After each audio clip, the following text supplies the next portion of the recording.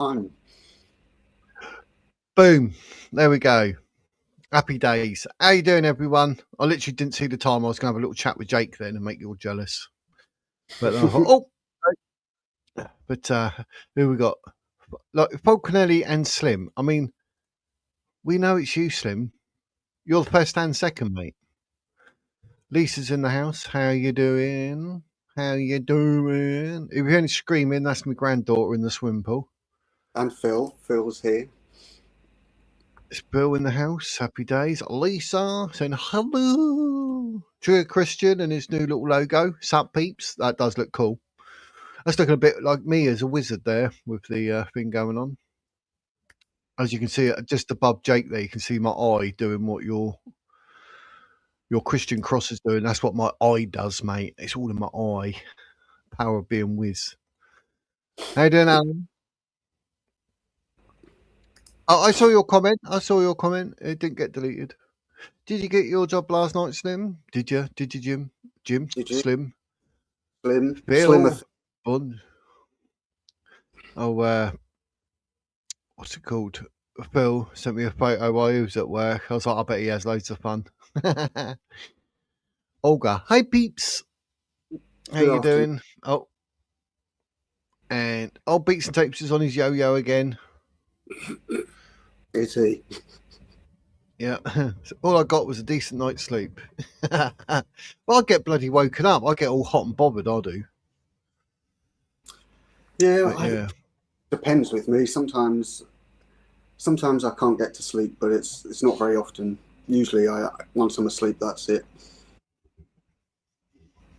Yeah, normally I have it now and again. Like the other day, I woke up and I was like, "Oh," and I was like, "Good day today." I looked at the time because it's usually about 8:30. No, 7:15. Yeah, I've learned many lessons that when my alarm goes off, if I've set one, get up straight away. But I don't tend to set one usually because I hate them. So as soon as I wake up, if the time seems acceptable, I'll get up, because if I don't and I go back to sleep, I won't get up until mid-afternoon. Sounds like a plan. Yeah, I don't have an alarm. I just get up. As long as it's 8 or later, I don't mind. But any earlier than that, I'm like, nope, staying in bed. Not doing it. So I'd go along with that, which is very surprising because I always used to be someone that was a very late riser. And obviously now I've learned that that's probably what we would call a sleep debt accumulated during the week. So all the hours I missed out during the week, once it got to Saturday and Sunday, I'd have to catch up. So I would need 12, 13 hours. Blimey. I used to wake up blooming early. I used to always be up like 6, 7. Mrs. like, why are you up? And now she does that and I don't. It's strange but true. But you got to have your sleep. But early and using alarms, it's awful. I used to have 4 alarms when I worked, all placed around the room in different areas, because I knew that I would sort of half asleep, turn them off and go back to bed. So the last one was always I'd have to get out of bed to turn. doing it. Yeah, it was the only way I could do it, because I was so tired because I wasn't sleeping properly at night. Sucks. Things we have to do. I We've know. got Phil break his forklift at work. It as well. We've got to try menopause, mate. Well, don't want any men. Well, there's 2 of us. There's 2 of us. So if we both do that and stay still, we'll be men. Pause. There you go. There we done. We done men a pause. There we go, Olga. We done it. You can't say you don't get what you want. Yeah, she's looking at the screen going, "What a pair of plums." Beg your pardon, is Helen here? What they're all saying hi to everyone. But it just goes to show, though, that when you come to watch the Wizard's Words, then not only do you get entertainment, but your wishes can come true as well. Yeah, definitely. You had an alarm that you throw at the wall. The amount of alarm clocks that I've thrown at the wall. You should have one like that, and when it hits the wall, it goes, Allahu Akbar. Well, see, what I do is that sometimes I talk when I'm asleep, and my ex has said many times that when those 3 alarm clocks were going off, that I would get up and I would be effing and blinding at them, and I'd have no recollection of this whatsoever.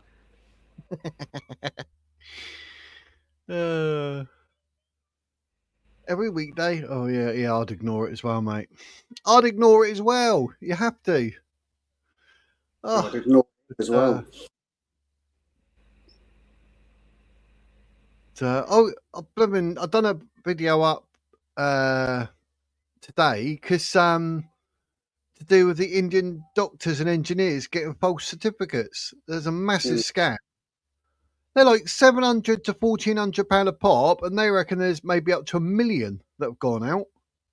Yeah, there was one I saw where there was a woman, an African woman, had done a circumcision on a baby that was 4 weeks old, and because obviously she's not qualified, she didn't know what she was doing. The wound got infected, and the child died. Now, how many more cases like that are there, or similar cases?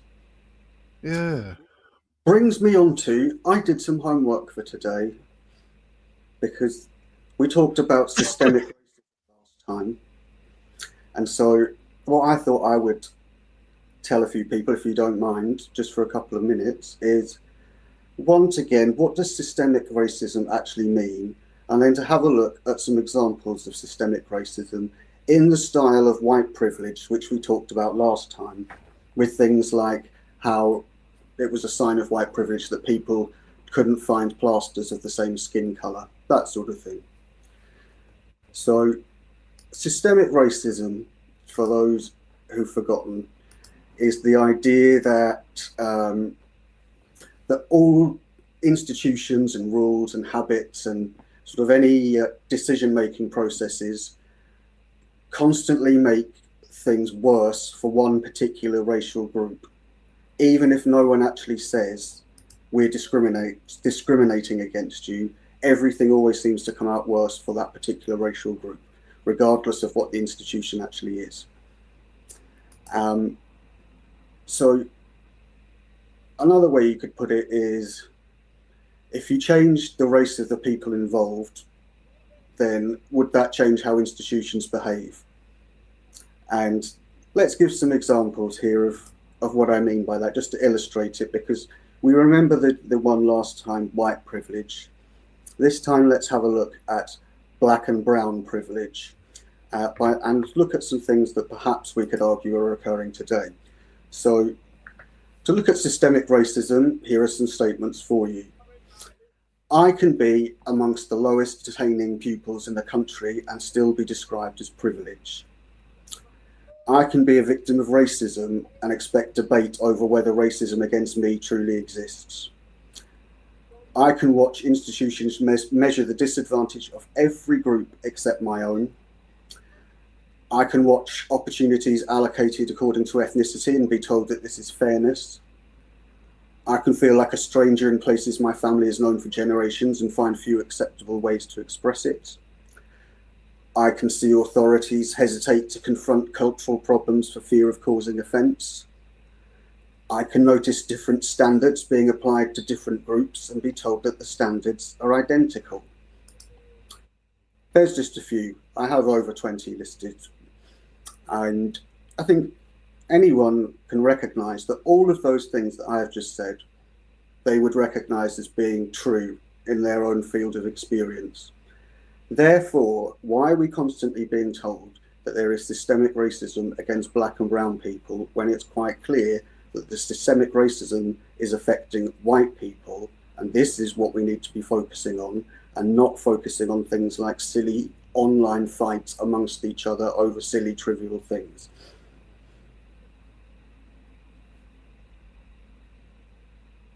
Yeah. Yeah. Got my little brain going there. That's what the silence is. That's my brain absorbing. Well, I'll summarize it again, just so it's clear, because I understand that it's not an easy concept to take in at once. So systemic racism is specifically when all the major decisions go against a particular racial group, regardless of whether or not they're saying we're discriminating against you. Everything goes against a particular race, or that's how it appears to be. So that's what systemic racism is. If we then look at some white examples, we can see that systemic racism is occurring right in front of us. So, for example, the first one I said was that, let me just have a look at my notes again there. It was, I can be among the lowest attaining pupils in the country and still be described as privileged. So we know for a fact white working class boys are the lowest achievers in the country, yet they're still being told that they're privileged because they're white. There's one example. Or another one, I can see crimes against people like me reported differently from similar crimes involving other groups. We see that almost every day now. Minority groups get treated differently than white offenders. They get more lenient sentences, for example. So if you add up all of these things that are happening that are disadvantaging white people, what you've actually got is a considerably strong argument that there is systemic racism against white people occurring in this country and across the Anglosphere as a whole.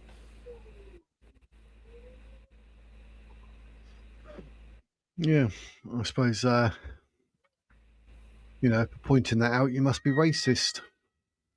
Well, exactly. That's part of the problem, isn't it? So if, let's take, for example, let's say we'll give myself an example and the gentleman on the screen as an example. So we both go for a teaching job. We've both got exactly the same experience. The school has got a strong diversity recruitment program there, particularly looking to attract speakers who happen to share the same language as this gentleman here. Now, I might have better qualifications than him. I might be better at the job than him, but he would be chosen for that ethnic reason over me. Let's suppose that that bloke on the screen accuses me of racism. The way that that would be dealt with would be different from if I accused him of racism, even though numerically more white people are racially abused than they are of other ethnic minorities, which we know is the favourite trick of the left when it comes to talking about rape statistics. They always say white men do it more. Well, let's turn that around on them. If we're going to talk about racist incidents, white people are affected more. How come we don't have that conversation? So if everything is going against the white people, and it's not just in one area, it's across multiple areas, and is ultimately producing outcomes that make things worse for them, that is, by definition, systemic racism. Yep. And I think that the other thing we should really be careful of, if we're going to be critical thinkers, is that I think that there are three narratives that we should be aware of when we're thinking about things. There's our own experiences, our own knowledge, and our own perceptions. Then there is a formal narrative, which is the one that comes from the government or from the mainstream media. And then there's an informal narrative that comes through alternative places such as YouTube. And the three things are not necessarily in line with one another. And that's what people need to be aware of when they're thinking about things or they're making decisions or judgments, is how are those three layers interlocking with one another? Like, you can be told on YouTube, for example, as we've said before, that entire cities are completely under Muslim control and there's been a Muslim takeover of an entire county. But yet, for most people in the country, their actual experience, their first narrative that they encounter, might not reflect that at all. And so what is really, really important for people to remember is we are in control to an extent of our own narrative. But the other two, the formal and the informal, are both constructed to present a certain narrative to us. And it's up to us to try and decide what we believe in, what we don't believe in, what we think is true and what we think isn't true. But we shouldn't be under any illusions that the same things happen on YouTube that happen within government, and that people do manipulate situations. And some people do seem to want things to get worse. Yeah. I think even the so-called Tommy Robinson narrative, that's all down to being indoctrinated by the mainstream media, because I've never personally ever witnessed Tommy Robinson do or say anything that's racist, yet apparently he's the world's biggest racist. Well, if we put aside any personal feelings that people have towards him, if we look at him as just as a symbol, then to government that is a dangerous symbol. But it's also a very useful symbol, because he can then be used as the scapegoat for a particular type of thinking. So you can just say, you know, the Tommy Robinson lot, everyone knows what that means. So by just mentioning his name, you're kind of silencing an opinion, because you're saying that those views are outside of ordinary conversation. They're unacceptable. Whereas people that are believers in what he says and who don't believe in government narratives would be saying the opposite, that actually, no, the real racists are you. You're the ones that are creating systemic racism. You're the ones that are covering things up, and you're the ones that are demonizing people. Yep. And the problem that we're having is, because there's so much information being thrown at us all of the time, we can't honestly say to ourselves that something is completely true or completely false. And that's the point. That's what the distraction is, that you're constantly bombarded with information that you don't know if it's true or if it's false. And this is something that's never happened in history before. Never. Do you think the internet's had a lot to do with that, though? Because obviously information is literally everywhere now. It's not like, oh, you want to find something out back in the olden days. It's like, oh, well, after school, I'll go up to the library, or I'll use a school library and I'll look it up. Now it's just like, boom, fingertips. It's completely changed it. You're absolutely right. I mean, it has literally created an entire different world from nothing, an entire invisible world that we can't actually see, that's around us all the time, this Wi-Fi signal. And what it's done is it's completely transformed the way that we interact with machines, because it's got to a point now where people are actually dependent on machines. I mean, look at your grandchildren. I bet will be the same as my nieces and my nephew, constantly on iPads. And they know every single detail about how to use it, because it's become like an extra limb for them. And so that's radically changed things. It's completely changed the way we access information, because, as you rightly said, before you'd have to actually physically go to a library, you'd have to read through a book. Now you can just ask online what the answer is. But one of the problems there is, how can you be sure that the information you're getting back is accurate? Yeah. Because anyone can say anything online, and people either have to choose it that it's true or that it isn't true. And both things, to make it more complicated, both things can be true at the same time. Yes. That's very true. I'd love to see what this bloke's going to say, because being in it, do you know what I mean? It's that's why I think when it was Helen who put this up on Discord saying, oh, you got to do this one, Wiz. I thought, do you know what? We're actually hearing it from the horse's mouth, so to speak. Because, yes, it's what he's lived and his opinion, but it's going to have a lot of weight because he's been in it for so long. And he literally says, like, I wanted to destroy Britain. I mean, you don't get any more indoctrinated than that. And somehow, for all that crap, he's popped out the other side, and luckily he's become a good person and saw through it. So with this sort of stuff, you know, because we get told, you know, we're Islamophobic and this and that, Well, no, one, we're educated, or we're self-aware because we've looked at it ourselves and studied a little bit, do you know what I mean, in our own time and become aware of. But we listen to people like this, whereas those who want to be classed as Muslim or even extremist, whatever, they look at this and they just go, no, that's a lie. No, that's a lie. Even though it's true. Yeah, they'll absolutely do that. And they'll also say, yeah, but that's just one person. To which, of course, the answer is, well, there's 40,000 of them on the terror watch list. And my question would be, look at the gentleman on the screen there. How can we tell, just from looking at him, whether he is a friend or a foe?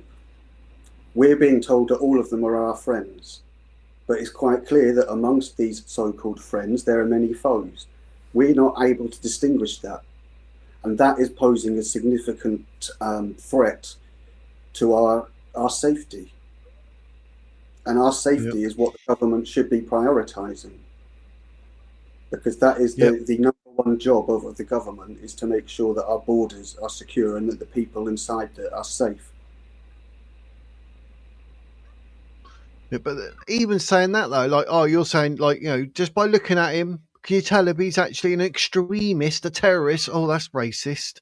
You're like, but no, this is all around a religion. This is nothing to do with the colour of your skin, because we've seen like really ugly, short, fat, ginger blokes become blooming Muslims, obviously, because, you know, it's probably the only way they could probably maybe get a woman or something. I don't know with what they do, but won't go into that because I'll be Islamophobic.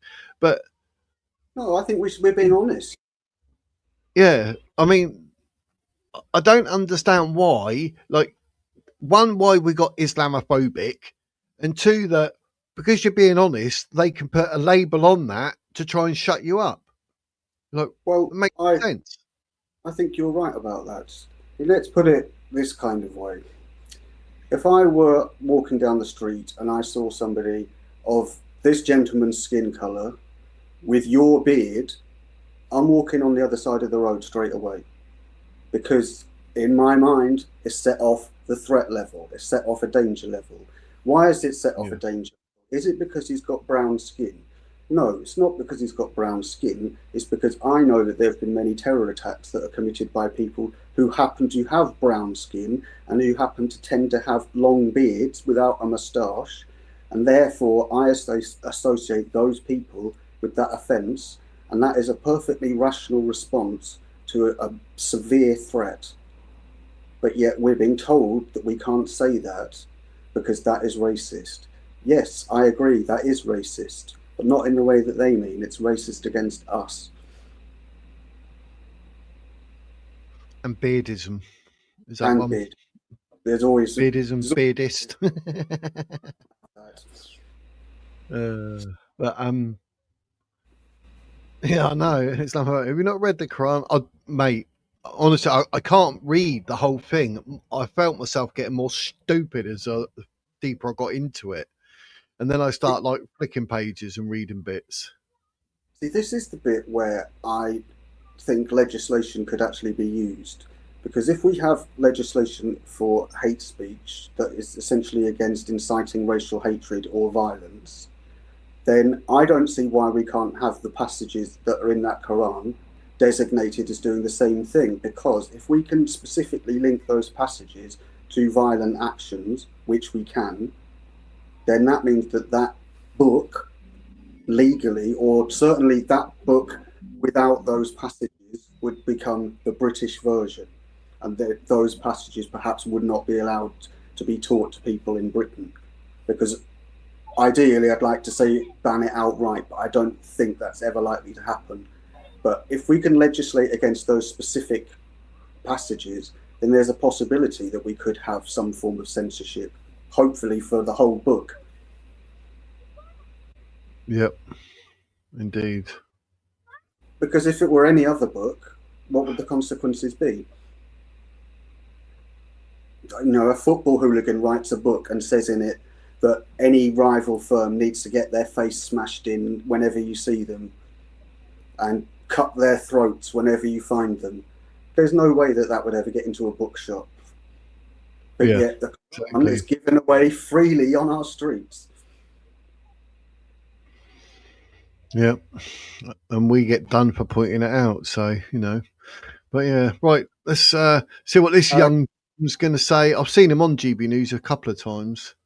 I'd just like to point out, though, to that comment there that the legal system works by precedents, not by presidents. Presidents are people who run countries. Precedents are examples from the past where a judgment has been set.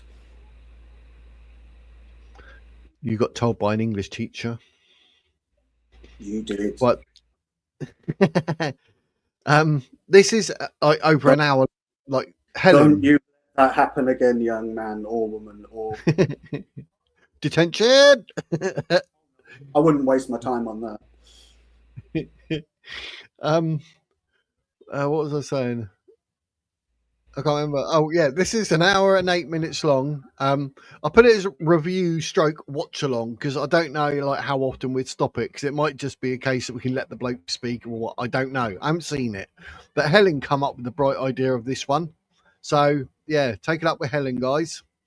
But we'll watch it. We'll see what he says. I've seen him do a couple of short interviews on GB News.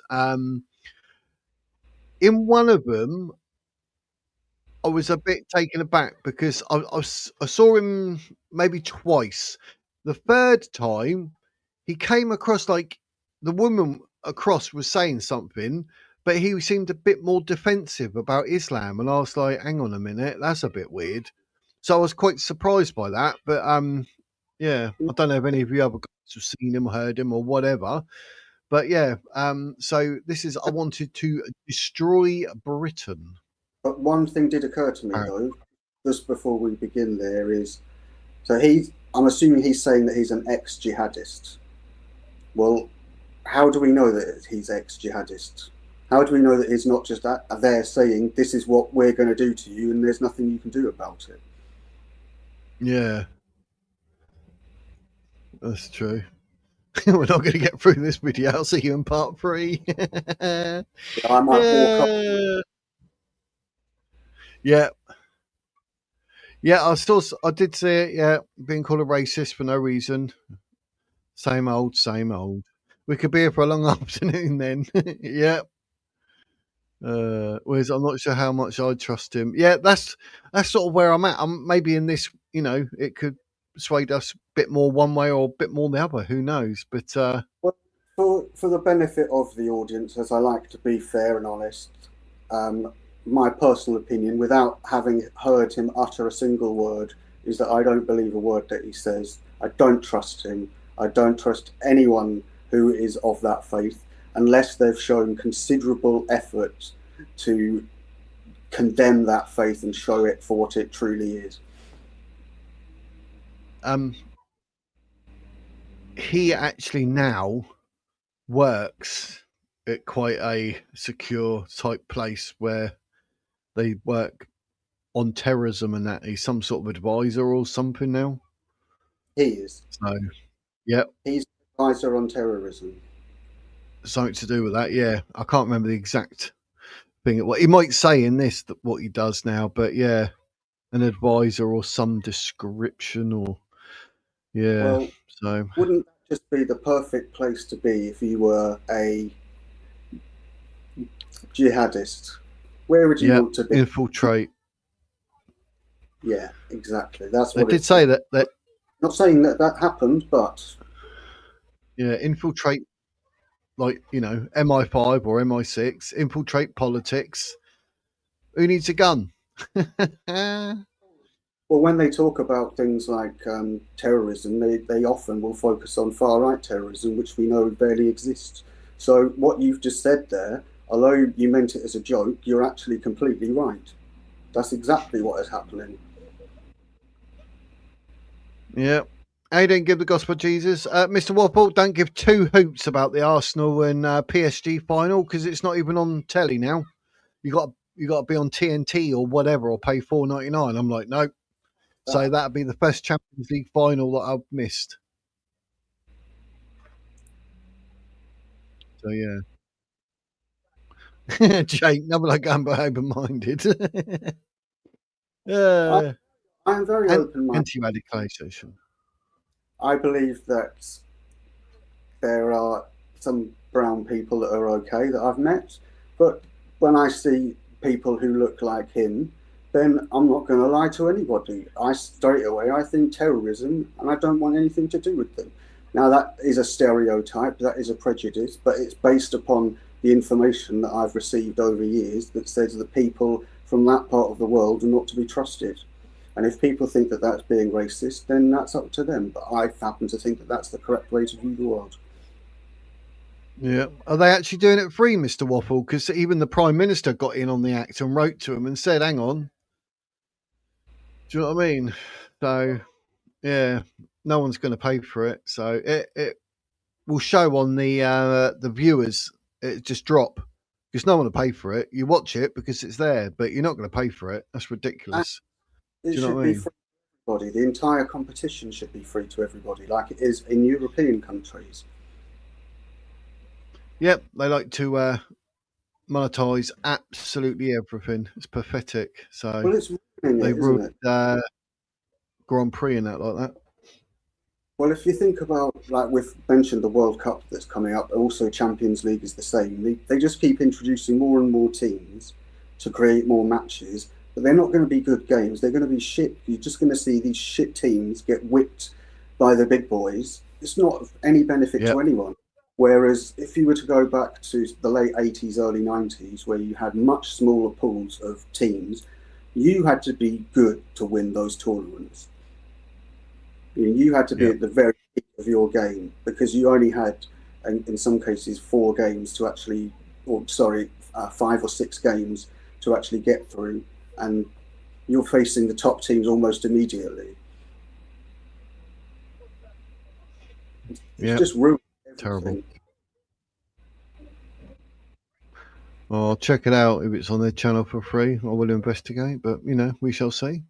Right, 1 hour 8 minutes, ladies and gents. Who knew? Blame Helen. But yeah, let's start. Tell me you can hear it as well. No, can't hear it. You can't? No, I can't hear him. You can't hear him? I can't hear him, but already I don't like him. I don't like his mannerisms. He looks a bit terroristy.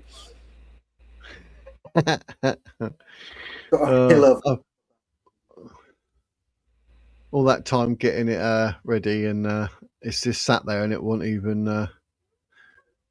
That's so weird. Strange, but poo.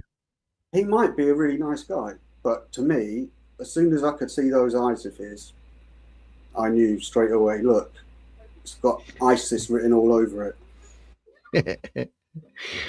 You're all laughing in the chat that I tried to press play and it still didn't work. Was alive. I seriously began. Hear that? Unfortunately, yes, I could hear that. Engaging in an act of violence in London. And I radicalized a good few people. I didn't kind of radicalize them to kind of support terrorism. I stayed quiet about that part. But some of those people themselves, of their own accord, began to read more hardcore jihadist literature and then became full-on jihadist extremists. And they, in turn, radicalized other people, one of whom then eventually went on to travel to Syria to, I presume, fight for ISIS. And he actually rang me after my de-radicalization. So you were more palatable to your family when you wish death on others than when you now advocate peace? My parents took all the family photos and destroyed them, meaning I have no idea what I look like as a kid, right? Wow. People are often surprised when they, and I had this favorite teddy bear, right? And humor me. I had this favorite teddy bear. When you're a kid, you anthropomorphize your teddy bear. You imagine it's like alive. Now, I'd go to sleep with this teddy bear like every night. My mom said, give me your teddy bear. I gave it to her.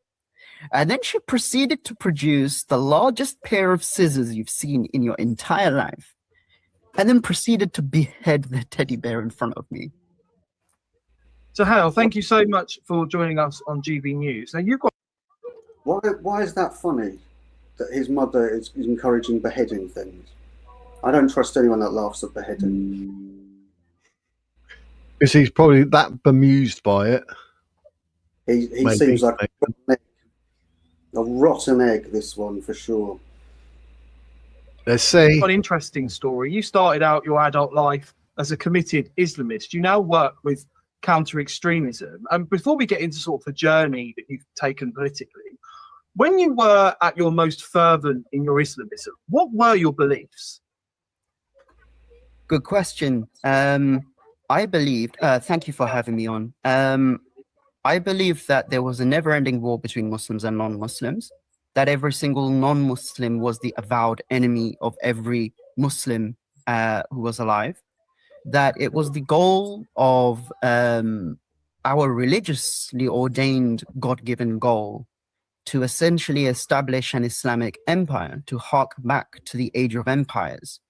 And then this Islamic empire would then, through offensive warfare, annex other territories and eventually take over the world. And then the world would be living under the rule of Islam.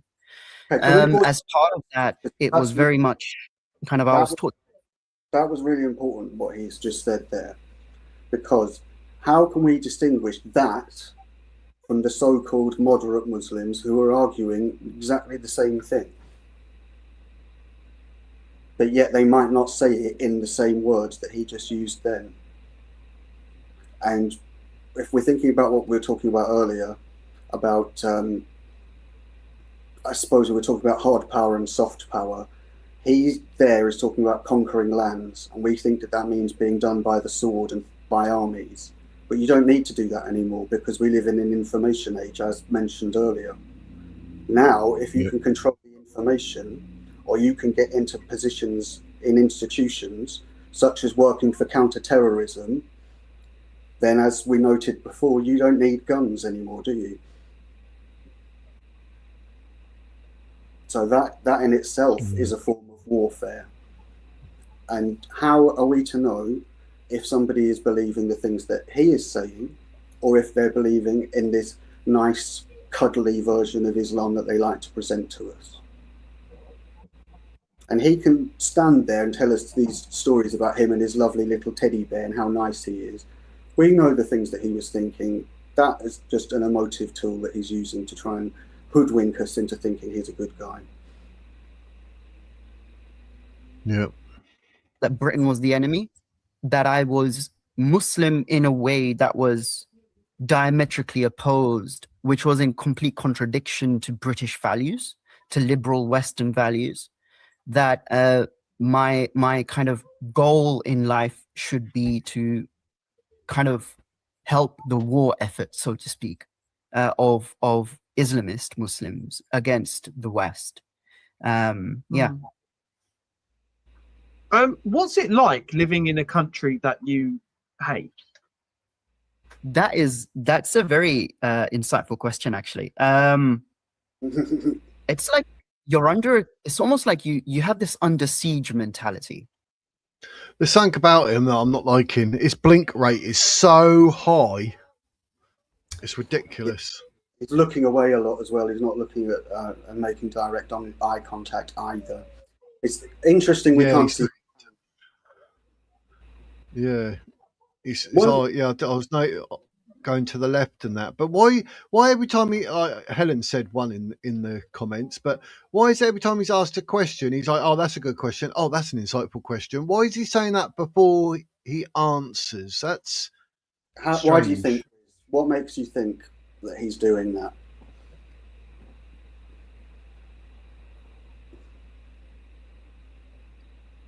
You know, if I said that, it'd be because I need a bit more time to think about an answer, which more than likely means there's going to maybe be a little bit of truth, but it's all going to be pampered around some sort of lie. Mm-hmm. Yeah. Gives you that bit of extra time to think, doesn't it? It also... Yeah, and also it's like sucking off the bloody interviewer, isn't it? Well, I would put it in that ballpark, so to speak, although not exactly in the same way. In that, I would say that I think that he's being a bit critical of the interviewer there. In a way, he's kind of saying, Are you taking the piss?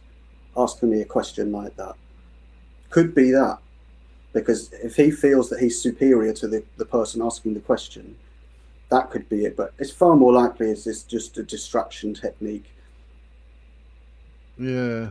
Oh, and also I was going to mention, why is he talking about living in a country that's under war? Why would anybody choose to be living in a country that is under war? Surely what you would do if you felt that you were living in a war zone, like this guy is saying he did, is rather than be fighting, you could just leave the country quite easily and there wouldn't be any conflict. So that doesn't make any sense to me at all as to why he'd be staying here and saying that it's a war zone when it would be easier for him to leave than it is for him to stay and sustain this war effort. Yeah. Any time to formulate a response does not always mean a lie. 99 times out of 100 it does so. I don't know about that amount, but I think that that statement has a lot of truth to it, because sometimes it can mean it's not necessarily a lie, but if you think about our famous thing that we like to say about I can neither confirm nor deny. When you say something like that, you're being truthful, because the intelligence services and in fact the government cannot lie to us, but that doesn't mean that they have to tell us all of the truth. Yeah. Yeah, I would say, like, when I say 99% of the time, it's there's other stuff that I would be looking at. It's not just the time they take. It's looking like I like all the macro and micro expressions and that. And one thing I don't like about reading body language like we're doing now is I can't see some important things like his arms, his hands, his fingers, his feet, his legs. Correct. I can't see that to then say, oh, look, he's doing that. So this is literally all on his face. So I might be wrong. Who knows? No, you're not wrong at all. In fact, that is a really, really important point that I think many people aren't aware of, which is that upwards of 80% of communication comes through non-verbal communication. So it's not necessarily the words that are used, it's the way that the words come across, including your body language, your tone of voice, the way in which you construct your sentences. You can hear these things, but there are also these non-verbal things that you can see.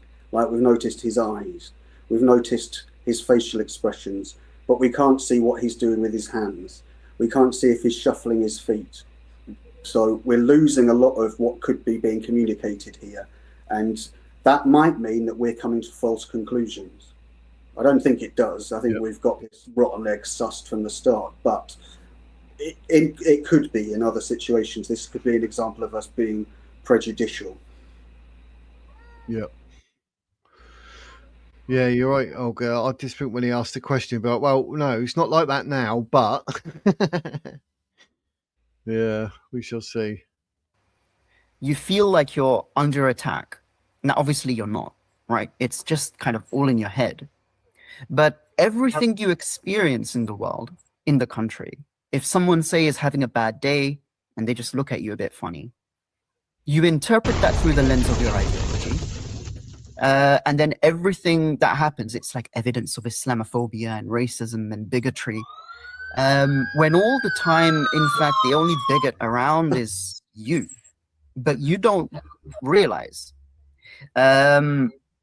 It's a very bizarre experience, and particularly for me, I was later in adulthood diagnosed with autism, which I'll actually kind of discuss as well. Hang on. I'm not having that. I'm not having playing the autism card. No thanks. Fuck off. That made me a terrorist. Good one. Yeah, it's like throw that in. Does that mean he was more susceptible to being manipulated and all this and that? Like, is he sort of laying the bed for I've got excuses to come later? Or I think so. And I don't know or anyone else, but it did seem to me a bit like he's said these things a few times before. You know, it sounded a bit kind of rehearsed or like a prepared story that he already had. And is he answering the question as well? Or is he just saying what he wants to say and steering it away from that? I mean, I can't remember what the question was, actually. What was the question?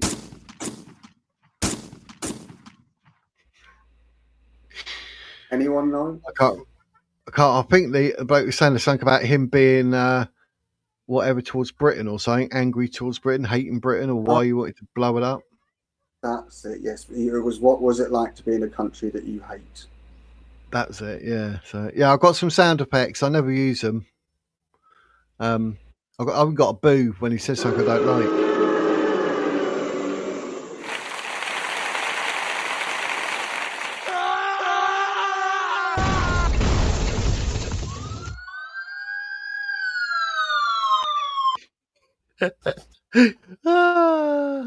Yeah, I won't be getting into them.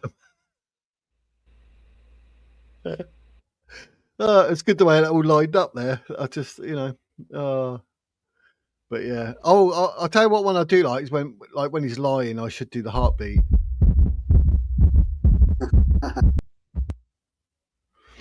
I never realised we actually had a few sound effects to choose from. I never knew that. I was like, ooh. I didn't anyway, know that. right. No. And they're useful ones when talking about Islam, aren't they? I've got gunshot, explosions, sirens. Oh, anyway, let's get back to this man who's telling a few porky pies. Yeah, very haram porky. Well, but I was autistic. I was bullied in school. Two excuses. And I experienced kind of abuse in the household as well. Oh, yeah. Oh, feel sorry for me. Feel sorry. Yeah, so abuse in the home. Got picked on. Nothing to do with his voice being like really, really high and sounding a bit gay. Oh, hi, yeah. I now work for the MI5. I had a teddy bear and it got beheaded. How about that? Yeah, I think that's right. 3 excuses there in one go. Autism, being bullied, abused at home. All of this is trying to set up a victimhood mentality. Yeah, he's obviously not realised the fact there's 3 things, he's the problem, isn't he? Yeah, he hasn't realised that. No, you're quite very. Oh, holy crap! Well, at the hand of my parents. At the hand of my parents, ladies and gentlemen. Just to reiterate, not and there was some abuse at home. No, but at the hand, reiterating hand at my parents. Oh, my parents. Oh. So yeah, he really, really threw that one in. At the hands of my parents, and I just felt under. Did he say that twice? I didn't rewind that. Was he just about to say there? And I'm going to anticipate this, what he's going to say here. Is he about to say, so I felt under attack constantly? Because he's made that he's being bullied, he's getting all this abuse at home. What a poor victim he is. If he does say under attack all the time, then we can see if that is the language choice that he uses, it's very interesting because it's obviously linked to war imagery. But he might not say that. Do you think this is propaganda? That's actually a good question because basically what Jake said. That's where I'll be at from the get-go. I mean, it's one of those things where yes, you can think, right, this is propaganda. He's going to be a little divisive worm. He's going to be quite, whatever. You're going to have that in your head. But that's not a bad thing because as it goes, you are, as long as you're open-minded, you can think, do you know what? I don't think blah, blah now. I don't think blah, blah now. It's his job in this interview to really say whatever, do whatever he's doing to make you think outside your own little box and think, hang on, I think I was wrong about this bloke. Yeah. And if he doesn't, then what you're feeling is probably right. Yeah. And what is the very first thing that he does? He plays the victim card, not once, but for 3 separate things, to try and make out that he is constantly under attack, which is his way of trying to justify him getting into violent jihadism, instead of admitting the truth, which is it comes from that fucking book of lies. Yep, definitely. Nat, it is quite a complex question, to be honest. I'm sure he thought about it more than once. Will explain why he took the time to formulate his thoughts, but he could also be lying. That's why we need the whole body, really, Nat, if I'm honest. Do you know what I mean? I'm not going to sit here and say, I know, open. I'm self-taught, so yeah, I could still get things wrong, and there's probably things I'm going to miss. But Well, Jake, being an ex-English teacher, with what he's saying, is probably more important to you, isn't it, Jake? Sorry, talking over you, mate. Yes, I would say that there's a very clear example here of his body posture being used to illustrate deception. We can see the gap there between the middle and the ring finger at the bottom of the screen here, an angle of approximately, what would that be? 45 degrees. That indicates to me an untruth. We can also see that he's angled his head so that we can only see one of his ears. That suggests to me that he's reluctant to want to hear the truth. It doesn't really. That's just sort of bollocks that people say online. I was just looking at her I'm like in my head, I'm laughing. I'm like, that's so good. I'm waiting for comments to go in on the side. But it just goes. Dear. No, but the point is, it just goes to show that if you say something in that tone of voice, people usually will believe any nonsense that you're coming out with. Yeah, you could be right, Dizzy. I'm trying to get some of your comments as well. Do you know what I mean? Like, because people moan when it's not live and go, "Oh, we're watching that, and it was all this and that." But one, the half-hour build-up cushy. But two, if you guys say stuff or whatever, it could be something that me and Jake and I, haven't actually said or even thought about. So it's good to bring it up. So yeah, it's just going to take as long as it takes. But if we see and we're half hour in, it's been X amount of time, then we'll end it. Do you know what I mean? And no, we won't be doing a part 2 or nothing. We're just going to do what we do here and come to a conclusion. I don't know if I'd agree with that comment either. I mean, everything isn't propaganda, and it hasn't always been propaganda. Propaganda is a specific tool used by governments to try and persuade people into a certain way of thinking. Now, this might be an example of propaganda, yes, because he wants us to believe in a certain way of thinking, which is along the lines of the Islamic thought. And is he telling us porcupines? Well, we'll have to wait and see, won't we? And no, the UK is not a Muslim country. I don't know why somebody would say something that stupid. It would be very difficult for it to become an Islamic country because, first of all, religion is separate from state, so they'd have to overcome that one. Then they'd also have to make sure that they had people in positions of all of the major political positions in this country, which, yes, granted, there is one at the moment who's got a senior position, but that's not enough for a takeover. And she's not got the support to be able to take over as Prime Minister. Oh, well, that's nice from unfortunate down below, isn't it? Yeah, he's like he's got a small willy when he's got to say he's blessed down below. He's probably got a little piggy nose. He's probably single. Micro penis boy. Yeah, you prat. That's why he's projecting. He's called you a tosser because you can use yours with it being of a satisfactory size. His, of course, being of a tiny size means he's unable to toss. Therefore, he's projecting that onto you. Classic. Yeah. I thought he was talking about this morning. Like, obviously, I didn't know what to have. I was going to have eggs or bacon. I thought, let me flip a coin. So I was tossing a coin. Sorry, mate, you blanked out then. I thought you were going to say something else for a second. No. Talking about eggs and bacon. Talking about bacon. I do like bacon, although I don't like it crispy though. I'm not into that. Vegan. No. But yeah, I'll give you a bit of time, mate, because you're a bit of a weirdo. You're obviously a Muslim. Obviously, you want to get all like defensive. No. I've got a tiny penis down below. Yeah, I don't know what his problem is. I think he's just a shit poster. But to be honest, he's a shit poster because I don't think anything that he ever says anyone pays the slightest bit of attention to. I don't think he's ever said anything intelligent or witty ever in his entire life. But, credit to him for trying, I suppose. Yeah. I'll come back to see, not to listen then. So Yeah, missing the point. Completely missing the point.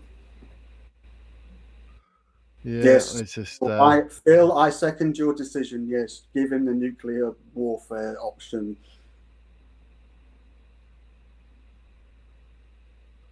But yeah, you could call him that. Probably. But, yeah. But yeah. No, I think Phil's booted him. Actually, something just occurred to me. When he was saying all of that stuff just then about hating Britain, he didn't seem to be particularly guilty or ashamed of it, did he? Wasn't any remorse in what he was saying. No. Interesting. I like what Olga said. Look, bless down below. You call us a tosser, but he's a well-liked tosser. There you go. Have that. Not blessed down below. Yeah, have that. Have that as well. I agree with Olga. I'm not saying what he said was untrue. I was just saying, well, that's a bit random thing to say. I've never gone on anyone's stream ever and just thought, do you know what? You're a tosser. Let me just type that. Never. That's the ultimate keyboard warrior. I've got a shit life. I feel sorry for myself. Move. It's not as if it's even a good insult to put it to someone, is saying. it? I mean, it's not even harsh in any way whatsoever. Oh, no, it's pathetic, isn't it? You might as well have just said, "Oh, you did." I mean, I'd be more impressed. Yeah, I think like, oh yeah, I love a Cumberland sausage. Ooh, yeah. Floppy bacon, yes. I'd be more impressed if he had something like, have something like, oh my God, here you are on YouTube. You're a 50-year-old man and you think you're a wizard. I mean, think about what you're saying. Do you know what I mean? Have something like that. I mean, I'm not 50. And then I turn around and say, don't think I'm a wizard. No, I am. I am now anyway. But yeah, it's a bit of a weird thing to say, like, but something a bit more inventive or whatever. So yeah, that's why he got blocked, for just not being very inventive. So, but I did rewind this a little bit because I wasn't too sure if he said that same bit twice. So let's see. And Islamophobia and racism and bigotry. I was just going to say it's worth mentioning that we are actually quite a troll-tolerant crowd here. Triggered Christian in particular likes to deal with the trolls and likes to hear what they've got to say. So if somebody gets banned for being a troll, then it means that they were particularly shit at what they were doing, not that they were offensive. We like to see a bit of, a bit of creativity in the trolling. Yep. We do. We got who we got is actually Phil Pouncey was in here, wasn't he? He's a moderator. So yeah. Might have to get another moderator. I like it when we've got 2 or 3 about. It's always cushy because they're all like, So yeah, we shall see. When all the time, in fact, the only bigot around is you, but you don't realize.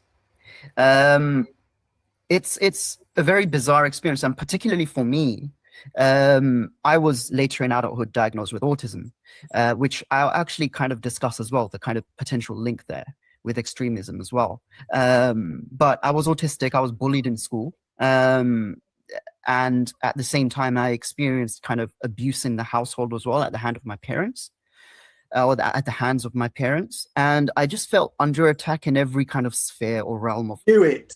He said what you said. He said what you said. He said under attack. I fucking knew it. And he did say it twice. Now, why would he choose that word?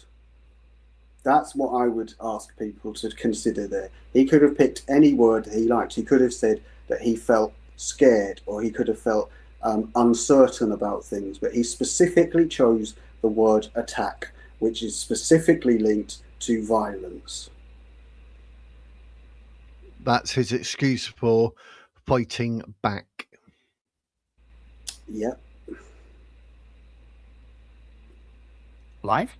And that just kind of reinforced the kind of under siege mentality. It's not a good under sieged, mate. Yeah. So he's attacked, he's under siege. Now let's think about that. If what he was saying is true. He's trying to make out that he's getting bullied at school, is constantly under siege because of who he actually is. I think almost every single person who is British wouldn't recognise that actually happening to someone, but yet will recognise the stereotype that he's portraying here of the victimised minority. Yep. Like life to live.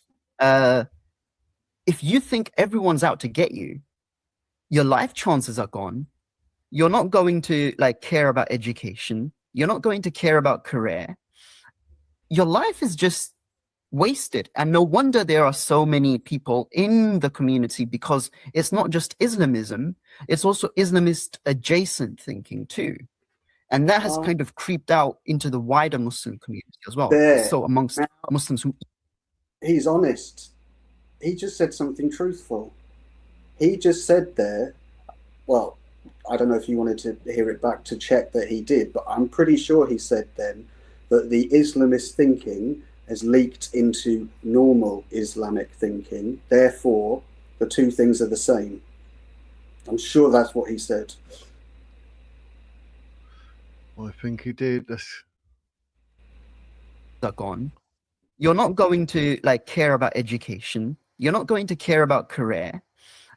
Your life is just wasted. And no wonder there are so many people in the community, because it's not just Islamism, it's also Islamist adjacent thinking too.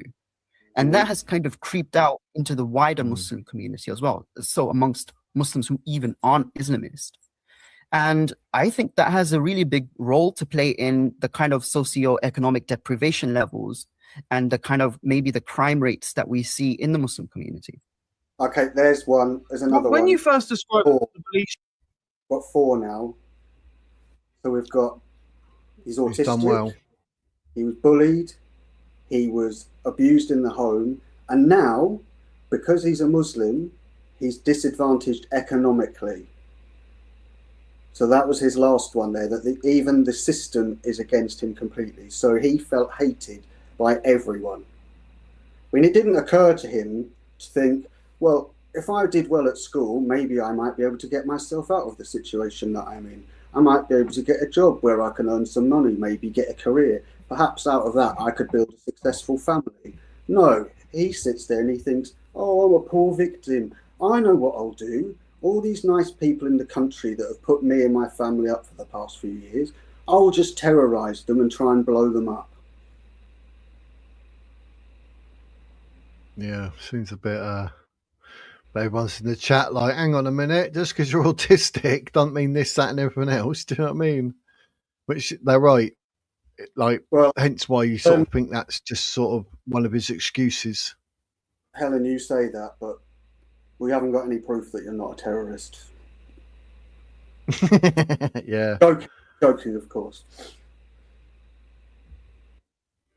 You had, they sounded like quite offensive ones. You know, it was we want to create this Islamic world, we want to take over. But at the same time, you describe having a sentiment inside, which was one that you felt was defensive. You felt that you were a victim. Like, do they reconcile with each other? Do you realise the contradiction at the time, or is it that you feel that you're being victimised and so you go on the offensive? What comes first is what I'm asking, I suppose. What comes first, honestly, is not, well, it depends on the individual. In my experience, what tends to happen is that the ideology comes first. Now, with some people, it's the other way around. It's like victimization, which then kind of makes them explore Islamist thinking. But in my experience, kind of particularly within the Muslim community, there's at least some kind of priming there ideologically. So that then makes, whenever you do experience some kind of like grievance that may be genuine, right? Or maybe not genuine. Maybe you're just imagining kind of Islamophobia, which in the vast majority of cases, I would say people are kind of imagining it. I know that's controversial to say. That's not me saying like bigotry against Muslims doesn't exist. It really does. And I'm not trying to minimize that in any way. But my experience says that a lot of the time, people are seeing things that aren't there. But they're usually primed to think everyone's out to get them. So then it becomes a self-reinforcing cycle. So I see what he's saying here. What he's basically trying to put across is that, without actually saying this, he's saying that the whole of the Muslim community, which we know as the Ummah, also known as the Bama community, that they collectively think, which is something that we often say about them, that they don't have individuality, they think collectively. And if collectively they're feeling aggrieved and they're feeling like victims, then for them that justifies going on the defensive, and that justifies a state of war. He's not actually saying that, but that's what we can read between the lines of what he is saying, I think. He's definitely talking very much about the community identity. So you'll notice that he uses that exact phrase, the community, as if there's no disagreement whatsoever. Everyone is the same. That's how we know it's an ideology and not a religion. Yeah. to answer it like in a short word, I'd say ideology first, usually. Yeah, it's just the reason I ask is so many people that see the Islamists and they, you know, watch what's going on in our country and they see the terror attacks. I think they don't always realize that sometimes these people see themselves as victims. They don't always see themselves as people on a conquest. Exactly, they don't. And that's the bizarre thing, is that the people around me, the fellow Islamists that were my friends, they didn't see the contradiction. But slowly I began to see the contradiction. And I noticed that contradiction whenever my Islamist kind of counterparts would say overtly very offensive things in front of non-Muslims. And I'd see the non-Muslims not even reacting negatively. And they'd just be like, no. And I'd think, isn't this kind of showing that maybe we're the bad guys? But then I'd push that doubt to the back of my mind. It was like fear of burning in hell for questioning.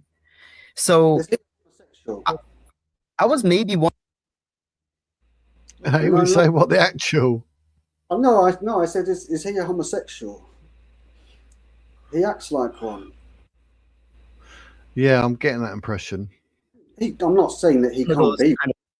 It's up to him if he wants to pursue gayness, but I'm just saying that he comes across in a very gay way. That's probably why he was thrown out of his family. And he's like, well, what I'll do is I'll twist this and I'll get a job out of it by saying about Islamism. Yeah. Actually, that could be a fair point, because it is a very macho culture and they certainly don't like homosexuals, but we also know that they've got no problem with bumming young boys that are dressed like girls. So there's definitely an element that exists within that culture. Yep. Maybe he was a Barzy boy. Yeah, I think that's a good point. Yeah, he looks like he could be. He's got that look about him. He's quite feminine, isn't he? He's quite small and not very wide. His shoulders are all, you know, he's just tiny. He's probably about 5 foot. I would say probably about 5 foot, yeah. I mean, look at his eyelids. There's plenty of room for a bit of mascara up there. Eyebrows look plucked.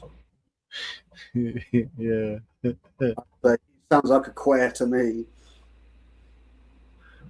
More self-aware Islamists, if that makes sense.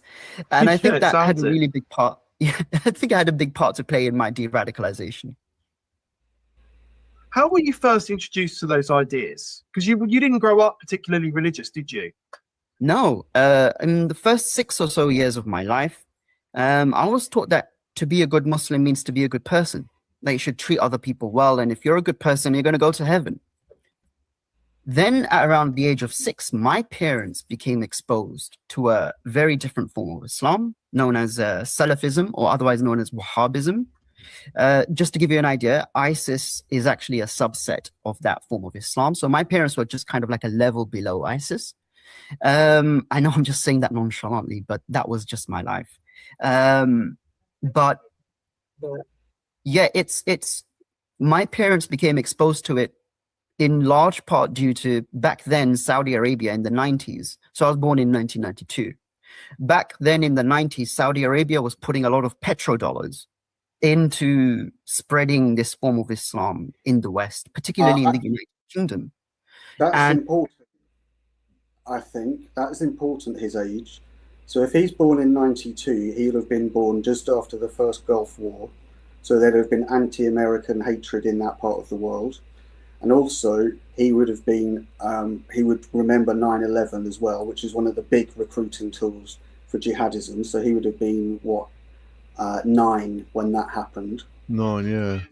He's very much a product of the post-Gulf War environment where they did create this sort of imperialist idea, and it was very much victim-based, and it led towards the sort of Palestine shit that we get now. Yeah. There was actually a mosque set up right near us, which had been set up by the Grand Mufti of Saudi Arabia at the time, Bin Baz. The Grand Mufti is like the head religious scholar of an entire country, the head authority, by Bin Baz himself. So this mosque had been established, and yeah, they were spreading this ideology, this form of Islam. And at first, did it seem extreme to you, or did it make sense? It really seemed wrong at first. I mean, first it was changes in the household. Things like photos weren't allowed, or any kind of recreation or depiction of faces, be they human or animal. So my parents took all the family photos and destroyed them, meaning I have no idea what I look like as a kid, right? Wow. People are often surprised when they, and I had this favorite teddy bear, right? And humor me. I had this favorite teddy bear. When you're a kid, you anthropomorphize your... For a second, because this reminds me of something. He's bullshitting, of course, here. In Islam, they don't like images of anything. They really hate it. And when I first started teaching, I shared a flat with, as I've mentioned probably before, a guy who was a Muslim, who was a friend of mine who I met when I did teacher training. And I once put a picture, I can't remember what it was, up.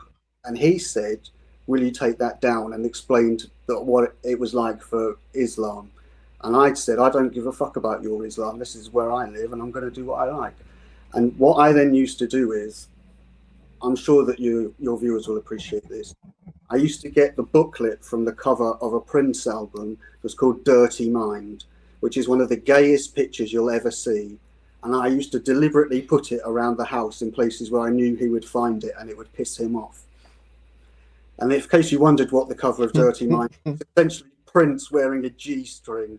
And he used to get really pissed off by that. So they really don't like images of anything. And it's bullshit that his parents would have just come along and suddenly decided to get rid of all the photographs. That's just standard behavior. But yeah, if you want to know how to piss off a Muslim, just look at the cover for Prince, Dirty Mind.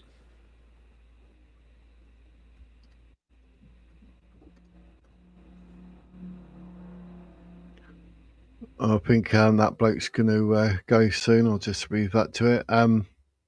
I'll beat the tapes and bills in the chat, aren't you? With that Duran. Yeah.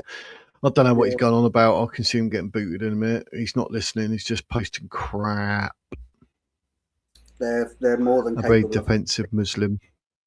Yes. Yeah, he's probably got triggered by what you just said, Jake, doing that. Probably did. They have such a low tolerance threshold for anything. Anything will trigger them. They even trigger them. But he prays to a dead paedophile, so what can I say? Teddy bear. You imagine it's like alive. Now, I'd go to sleep with this teddy bear like every night. My mom said, give me your teddy bear.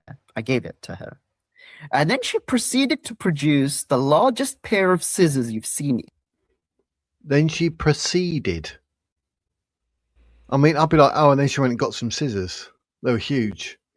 Then she proceeded to walk northeast towards the cutlery drawer and pulled out what can only be described as humongous silver scissors. Sorry, mate. I was on one then. You're right, though. And I think that's because he's told this story before. It's rehearsed. And the other thing that he's doing here is really so fucking obvious. He's picked one of the most sort of emotive images he can of the child's teddy bear, and now he's trying to make himself out to be the ultimate victim because his parents were so awful they cut the head off his teddy bear. So again, he's trying to create this image that he's a victim and that he's not at fault. He didn't choose to do all of this stuff. In fact, when he first encountered it, he even said he thought it was wrong, which is a bit like what his false paedophile prophet also thought when he was told information. He thought it was wrong. The only thing is, he was right when he thought it was wrong, because it is. It is. Yeah, definitely. In your entire life, and then proceeded to behead the teddy bear in front of me. Now, in retrospect, that's bloody hilarious. At the time, that traumatized me. That was traumatizing. How, in hindsight, is that hilarious? I'm not being funny, but I had a favourite teddy because I won it, and it was my favourite teddy. My dad decided to come in, grabbed it by the legs, and just ripped it. Even to this day, I'd love to go back in time and punch him straight in the face because he knew that was my favourite teddy. Why would you do that? I don't get it, because even for that, actually, thinking of it, then my mum come in, lobbed an ice cream tub that was empty at me and said, "Oh, pick up its guts." What? Right. Well, first of all... But I don't look back and say it's hilarious. No, thank you for sharing that, because that is a really, really good point about what we're talking about here. You've just described your situation. We've just heard his situation. There's a big discrepancy in the way that that bear is treated. Now, I'm guessing from what you said just a moment ago, it sounded to me like that toy was important to you, probably because it was something that you said you'd won. So maybe it was to do with you'd achieved something. And then the other thing that I would get from that is that it seemed to me like maybe that you didn't have that many things like that. So that made it almost double precious. So to see it get treated the way that you saw it is complete and utter degradation of it and this violent act. And then being told to pick its guts up afterwards is absolutely horrendous. And you wouldn't ever consider that to be funny. That would be a genuinely traumatizing experience. And I can tell, it still annoys you now. This cunt fucking laughs about it. That doesn't sound like a genuine memory to me. Yeah, it's... Why would that ever be funny? I don't get it. Do you know what I mean? It's... Yeah, unless he just finds the fact that being able to psychologically torture somebody in that way, perhaps he finds that appealing. I mean, it certainly is something that they do in Islam. We know that they have a perverted way of thinking, so perhaps there's a different way that he considers it. But I mean, that's just absolutely a fundamentally wicked thing to do to anybody. Yeah, it is. I don't... That's weird. The way but it's not even like, oh, I look back and think to myself, well, that was a bit funny. It's not. It's like I look back now and it's hilarious. Like, hilarious. What? You think about that and you fall on the floor laughing. It's that funny. Really? Yeah. What's he going to be telling us next? That he got kicked up the backside so hard that he couldn't sit down for a week and then laugh about that? Yeah. That's what I mean. I can never forget that, mate. That was pain like you never knew it. Oh, but No, I mean, I don't get. I thought about it.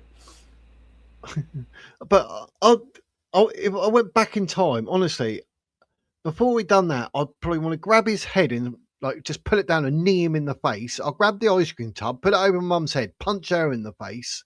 I'll tell you, it makes me so angry. And that's what I was saying the other day, wasn't I? 50 years old, and this happened when you're, 7, 8, 9 years old, but you still remember it. And that's how traumatizing certain things can be. And whether you like it or not, and I don't care about, you got man up, whatever, shove it up your ass. It traumatizes you. It's stuck in your head. It's a lot easier to remember that than it is the good times, because good times are good times. But those horrible ones, you remember them so well because they scar. They leave scars. Yeah, you're absolutely right about that. And it goes to show as well that they exist outside of ordinary time that we experience. Because when you think of it now, the same sensation exists that you had back then. There's the same sort of triggering emotions that are there. But what changes over time, though, is how we perceive these memories. Because you might have perceived it very, very differently at the time than how you do now. Because at the time you might not have felt that you could have been as violent to that towards them. whereas now you Yeah. feel that, yeah, you could have done. So your perception of it has changed, and it's something that won't ever leave you and will define who you are. And I think that the way that you're coping with it is working for you, and that's a good thing. Yeah, but I've never thought about, oh, right, they've done that to my teddy, or like when they kicked me or punched me or whatever. I never thought, right, okay, now I need to go out and other people can pay the price for that. I'll become a terrorist or something, or I'll just go on a stabbing spree or a shooting spree or run people over in a car. Like, I no, was just there's no excuse. Yeah, I was just going to ask, because obviously you've mentioned things at home not being great, and things at school not being great as well. I mean, I don't know if you want to put autism in the mix as well, or are we clear in that regard? No autism. No, Because I could just bullshit and just say that, I suppose, but you a could, bit late. but the reason that I'm saying it is he is taking the piss here. He's taking all the things that have actually happened to you, and he's saying, no, these things happened to me, and it made me who I am. Whereas when we can see somebody who really experienced it, the last thing that they would want to be is a fucking terrorist. Yeah. And you certainly, if you said to him, right, freeze your mind, let's go back to that moment when they got those scissors and they're about to cut that teddy bear's head off, he would have us believe that he now finds that funny. Yeah. But I reacted in an opposite way, because when I left school, I became a lifeguard. That's about looking after people. I was in security, looking after people, protecting people. So, it's, you don't want other people to feel what you felt. So Yeah. I used to come out with a lot of comedy and a lot of jokes and make people laugh or whatever, because like, even do it with my grandkids, like, something happens and they fall out, whatever, they cry. I'll make a joke out of it, and then they sort of laugh as they're wiping their tears, because you want their pain to stop. You don't want them to feel that. Yeah. No, you're exactly right. And that's why I liked working with the young people that I did, especially in my first school, because there was a lot of similarity in background. They'd been through a lot of things. They weren't from the best areas. And I wanted to try and give them the things that I didn't get when I was at school, which I fucking hated. No one ever listened. I would try and help them with things like, say, I don't know, have you read this book? You might like it. Have a read, see what you think. And often you'd find a kid would come in the next day, said, I ordered that book last night. And about a week later, they'll tell you they read it and they really liked it, and now they're going to go and do this. Never did they ever come back and say that book was shit. But I wanted to offer them something where if something had appealed to me, it might appeal to them. And I think sometimes, exactly. you need that when you're younger, someone to point you in the right direction. Yep. And sometimes it's not about what you got right in your face, what you're living in, whether people are nasty or whatever. It's about life being a discovery, and people like yourself saying, oh, read that. You discovered that book thanks to you, and they found in that book blah blah blah, which they will carry through life. I mean, that's the discoveries that make us who we are. Yeah, that's right. And yet this prick is trying to tell us that he was actually, it was this poor victim who everyone was against him, constantly under attack, under siege, and then these radicals met him and they made everything seem all right to him. And so even though he thought it was wrong, he decided he'd go along with it. That way of thinking does not tally with what we've just described in any way whatsoever. It's a complete bullshit narrative. Yeah, we're 10 minutes 51 seconds in, ladies and gents. I actually dislike him more now than I did at the beginning. Yeah, for sure. If I'm honest.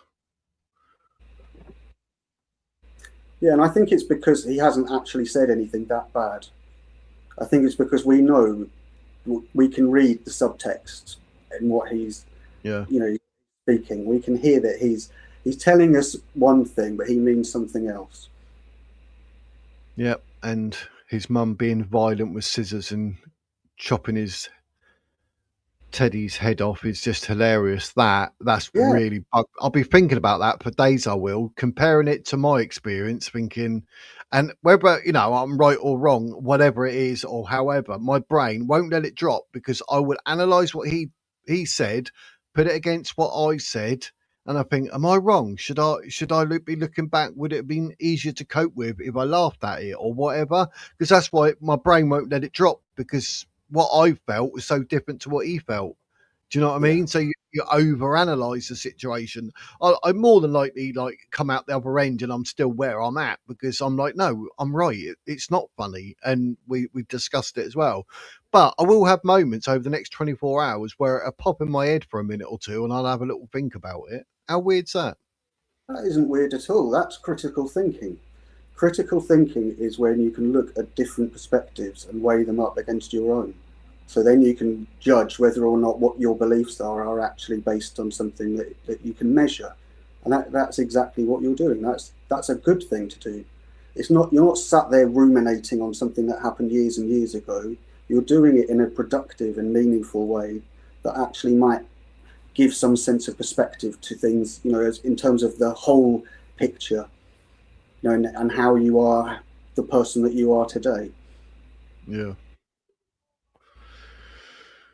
Oh, yeah, definitely. Do I dislike him more than Starmer? It's getting there, but not quite. Starmer's just ruining the whole country and everyone in it, their lives. This idiot is just talking out of his backside at the moment. But yeah, but I'm very interested to see what he says anyway. Let's go. But even then, my mom kind of realized that was a bit wrong.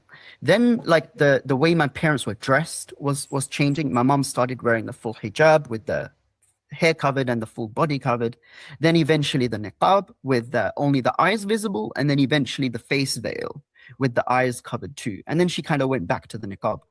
And I would walk outside with her as a kid, and it would just seem scary to me, and I felt uncomfortable even holding her hand, and my mum picked up on that and got upset.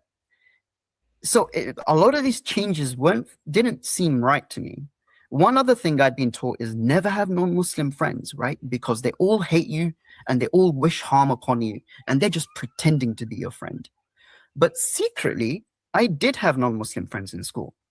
And even at that age of 6, I knew for a fact that my non-Muslim friends genuinely were my friends, that they weren't pretending. Okay. At 6, mate, I can't remember bugger all when I was 6. Yeah, exactly what yeah. Bullshit.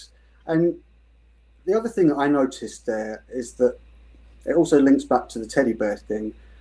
He's mentioning his mother. He hasn't mentioned his father at all. So he's trying to make out that his parents have become radicalised, but yet all of the blame, unsurprisingly, goes straight onto the woman. Not onto the man, who's the one who would have been doing most of the beatings.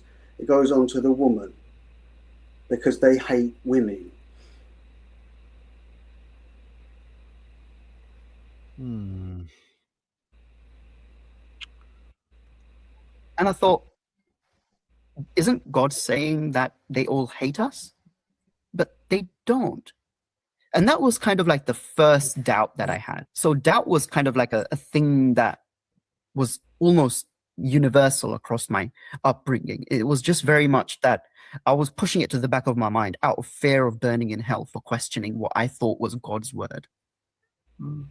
So when did you start to, I mean, you had those doubts then, you had non-Muslim friends. When did your Islamist views start to become more concrete and you started to fully internalize them? I fully began to internalize them post 9/11. And I remember 9/11 like it was yesterday, actually, even though I knew it. I knew that would be it. I said his age was significant, born in 92. So he would have been 9 years old at 9/11. So that would have been something that on his young brain would have imprinted itself on it, immediately saying that Islam is under attack. We have to fight back. Yeah, it's a bit weird though. How can aeroplanes hitting that, because Muslims done it, how can that be then Islam under attack? That makes no sense. Because in their justification, which we know is perverse, They are not attacking, they are responding. It's a defensive action. What, the tower got in the way? Yeah, the tower got in the way, of their caliphate. But this is how perverse their thinking is. That if your country wasn't Muslim, then you're immediately an enemy. And they can attack you if you're an enemy, if they consider that you are attacking them, which could be something as simple as insulting their religion. That will be an excuse for them to then attack. We've seen that time and time again on our streets. So their thinking is completely perverted. I was quite young. I think I was around 8 or 9, maybe 10. No, 8 or 9. And I remember watching the news thinking, my immediate reaction was, oh my God, this is horrible. People are dying. And I remember thinking people must have died. Like, there must be, this is horrifying. And much to my surprise, my parents then began to celebrate it, saying, see, the kuffar, the infidels, the non-Muslims, they've been killing us. Now we're killing them. Now, what were they referring to when they were saying they've been killing us? So around 1992, when I was born, had happened the Bosnian genocide. And back then, the Islamists became radicalized because the West did not intervene soon enough. And that was evidence for them that non-Muslims and Muslims were really against each other. They were like, see, the Bosnians are white, just like the other you. He's just come out and said exactly what we were talking about how they perceive themselves to be under attack. You don't have to be at war with them, fighting them, for them to perceive it as an attack. The fact that the United Nations didn't step in early enough to prevent the Muslims being killed, to them, that's a declaration of war. That's how perverted their thinking is. They don't think at all in the way that we think.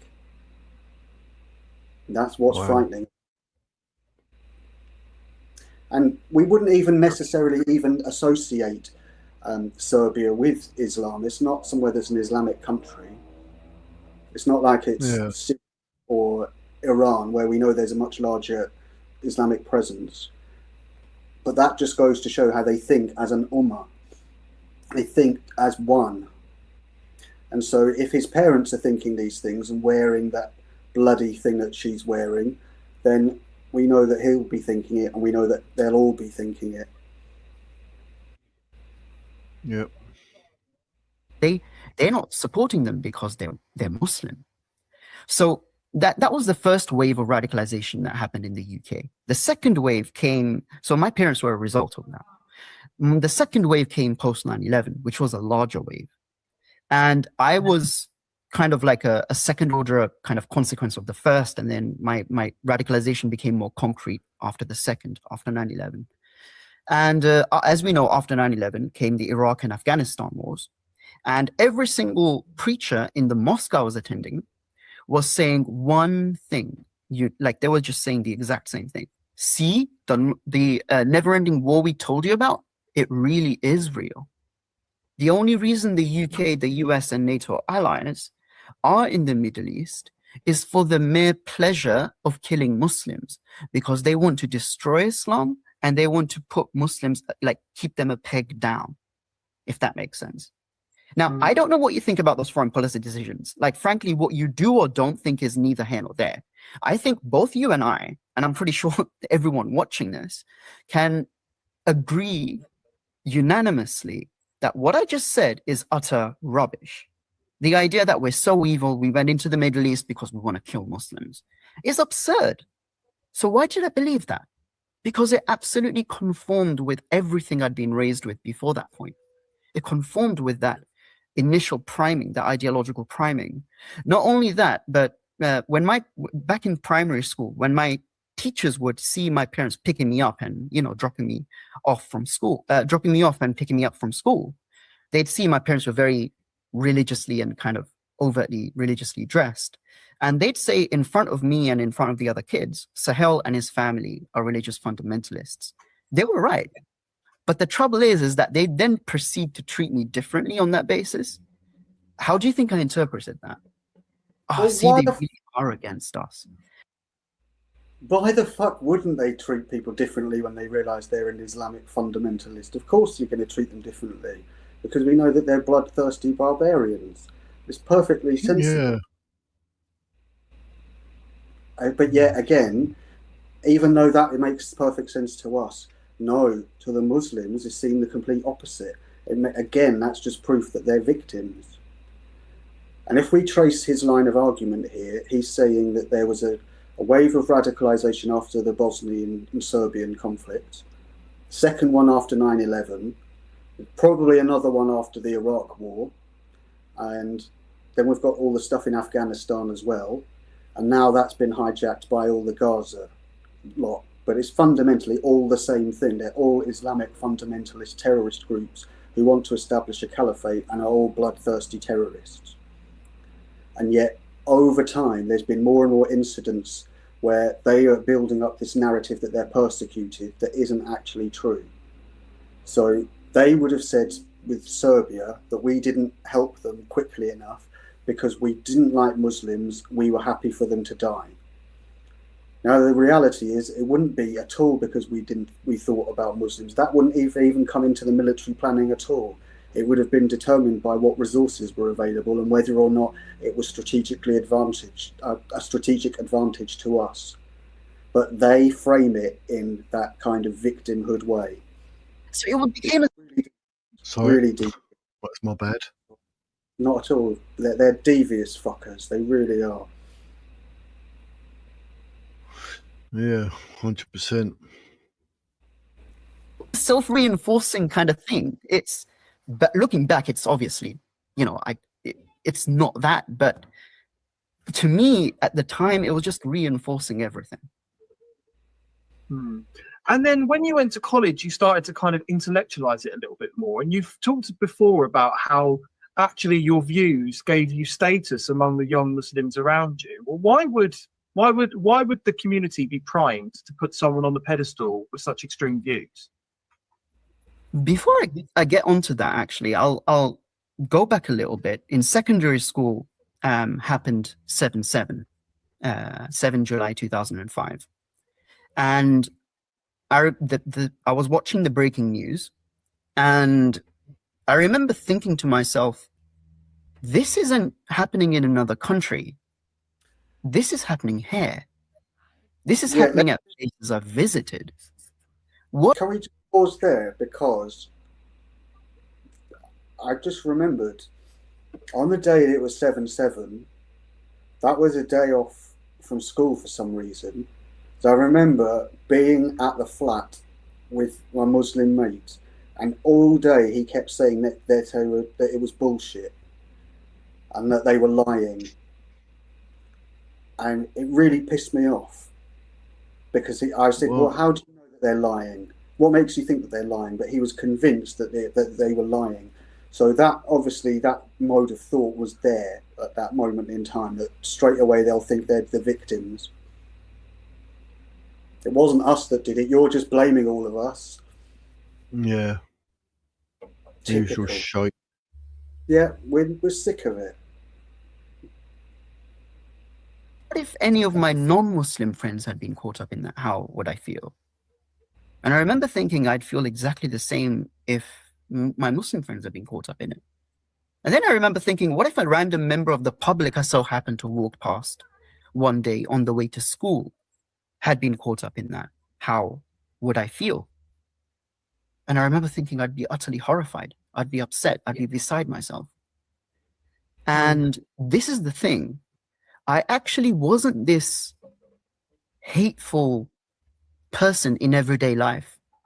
People would have described me as bubbly, funny, just kind of kind, respectful towards everyone. But at the same time, I harbored these hateful beliefs. And that's one of the things I always point out whenever people say, but I've got Muslim friends and none of them are kind of, you know, there's no issues.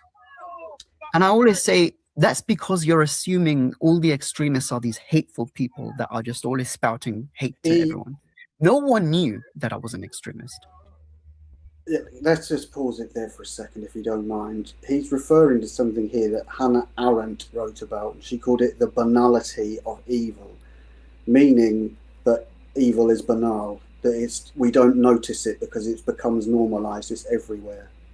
Now, she was writing about the Nazis, so what she means is that once that ideology had taken over, then, you know, it was just normal for everybody to have evil thoughts. Nobody thought that they were evil. And he's saying the same kind of thing here, but he's trying to make out, though, that he's some kind of angelic person. He's such a good boy. He respects everybody, but he still had these hateful thoughts.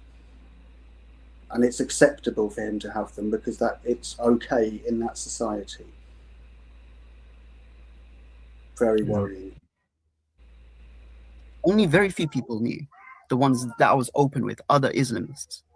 But that kind of led to kind of me starting to doubt. But then the fear of like burning in hell for doubting, kind of, it had almost the opposite reaction. And then I just became even more extreme.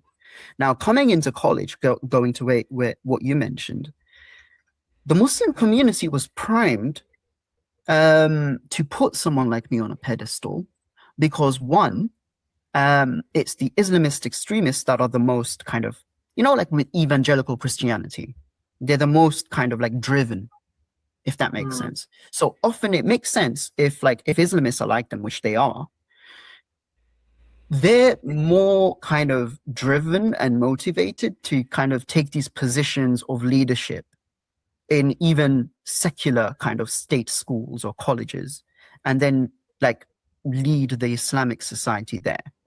That then gives them an outsized influence over the rest of the Muslim population there.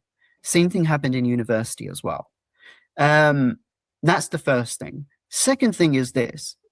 The Islamist extremists are very, very well educated and well versed in their theological reasoning.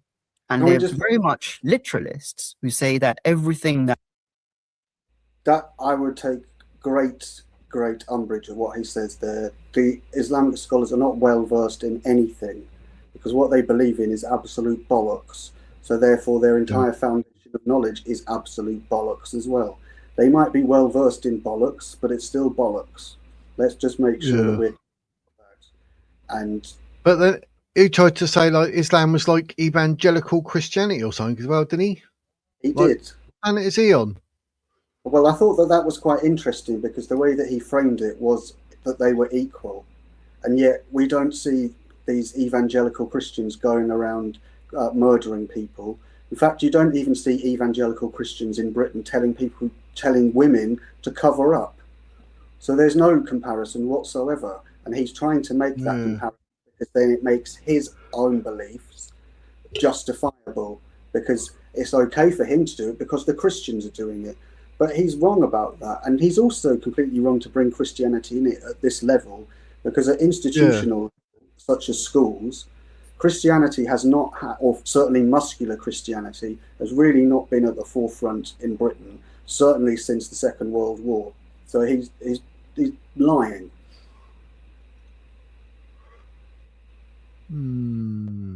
But he did make out one thing that was quite interesting and goes back to what we were saying before about soft power, because he's arguing here that rather than having to conquer countries, if you've got a radical imam who can radicalize the community, then that's how you capture territory. You don't need guns. And then you just build from that like a snowball effect by taking more and more positions in authority. That's how that would be. I don't personally think that would work in this country. I think it would help them to get some, say, for example, some parliamentary seats. But there's no way they'll be able to get a majority because there aren't enough Muslims in the country at the minute. Yeah. So we need to sort the problem out now. Yeah, 100%. that's said in the Quran should be applied today, now, in the 21st century. And as well in the Hadith as well, the sayings of the Prophet Muhammad or the narrations from him.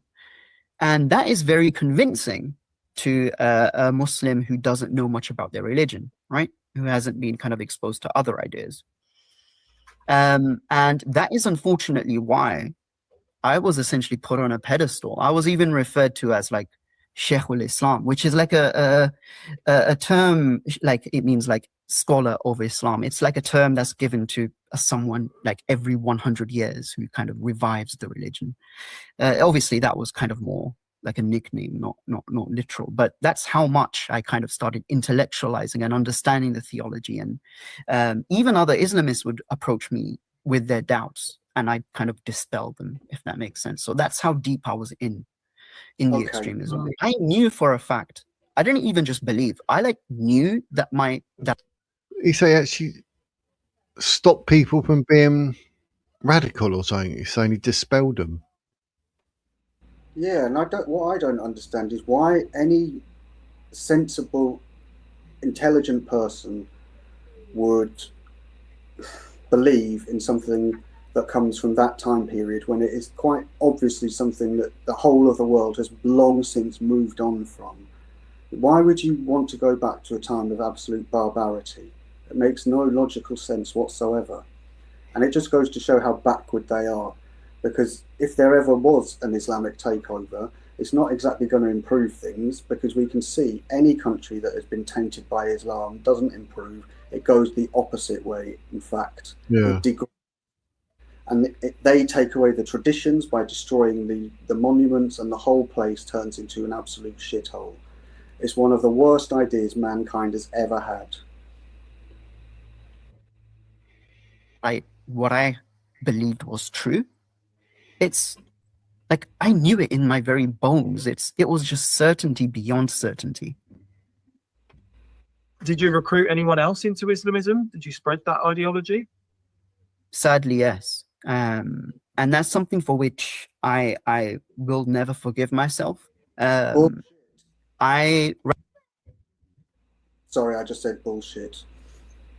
Yeah, that was just. I'll never forgive myself. Yeah, you will. I bet you don't even think about it. I bet he's never thought about it. Yeah, exactly. He doesn't sound convincing, does he? No. Little worm. What do you think of him so far, Wiz? Do you think that he's being honest, or do you think he's actually saying something more profound? I wouldn't want him as a friend. No. No, I think I'd have to watch other stuff with him as well. But yeah, he's the sort of person that you have to read between the lines, because he could probably dupe a lot of people. So what would your gut instinct be about this fella, based on what you know of him? I would, realistically, after this, I'd probably never watch him again. I wouldn't give a shit what he's on about, because it just seems bollocks. Like I'm not interested in what he has to say, because I'm not learning anything from it, and two, that's because somewhere in my brain it's saying like he's full of shit. You don't need to listen to it. So is it like a sort of an off switch in a way? As soon as he speaks, you just want off. Yeah, I've been yawning a few times during this, and I'm like, oh my God, I'm actually like phasing out as he's talking. When you'll say something, I'll hit the pause button. I'll be like, what did he just say? I'm literally like starting to listen to the bullshit. Why do you think that is? Because that's an interesting effect it's having on you. I get that too sometimes when I listen to Islam. But what do you think it is that makes you do that?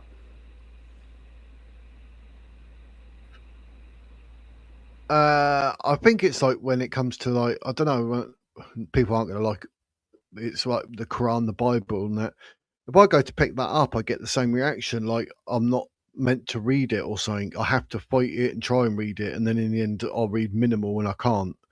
But I don't know. I think there's something in me that just says like, this isn't good. You don't need to know. Like, is it whether it's like protecting me or it's protecting my knowledge because it doesn't need to be tainted with such crap. I don't know. There's something. It's just, I just want to pull away. And like, if they put this on at school, honestly, I would have picked up a pencil and started drawing stupid pictures or something. I don't know. So something's just telling me not to listen to him.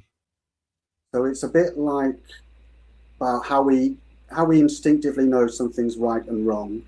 That your instinct tells you that what he is saying is wrong, and therefore you don't want to listen to it.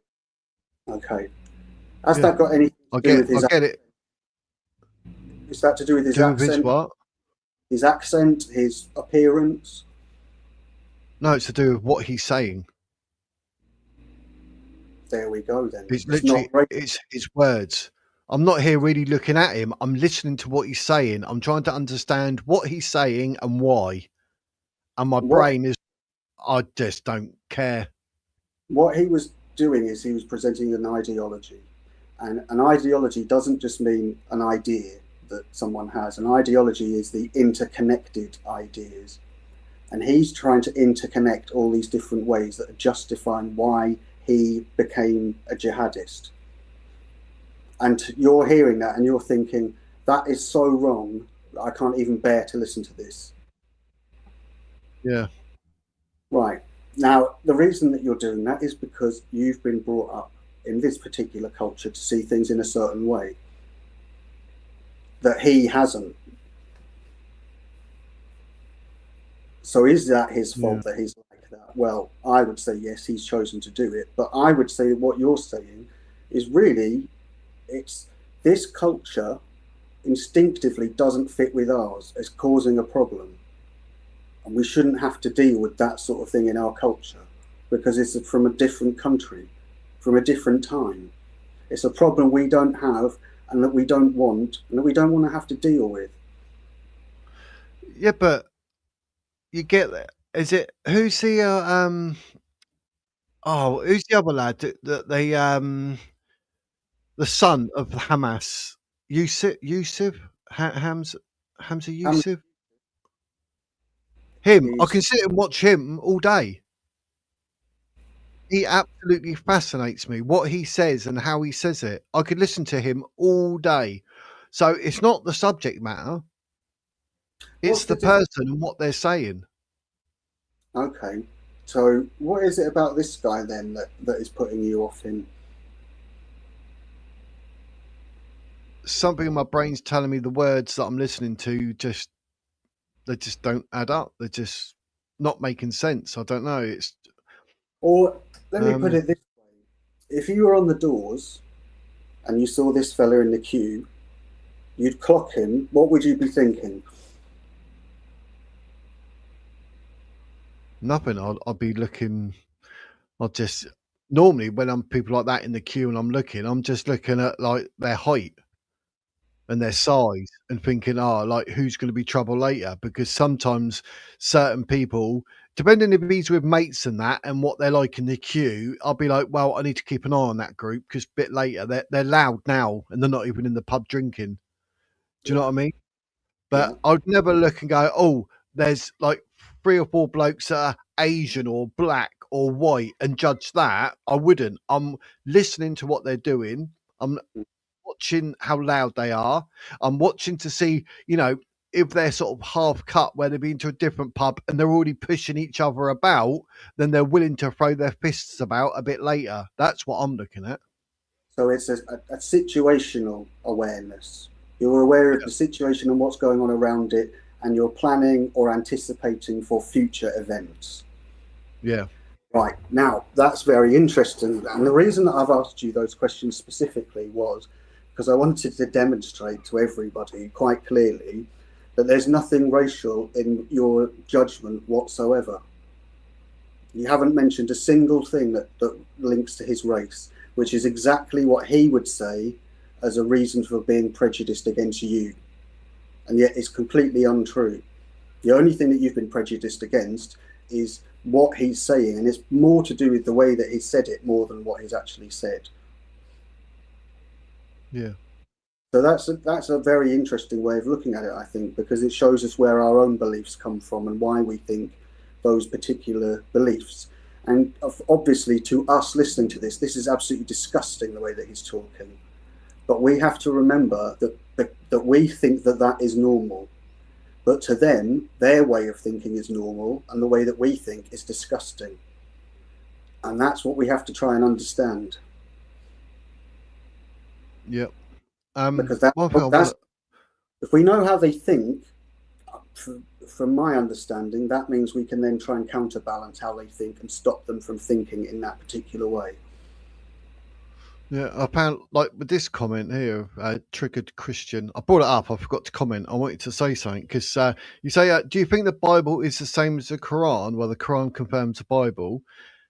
I'm not saying anything about that. What I was saying is the Bible and the Quran to me, when I was saying they're like the same as religious texts, that the Quran is probably worse than the Bible because it's just taken text from the Torah and the Bible and, you know, a bit of pagan, whatever. It's blah, blah, blah.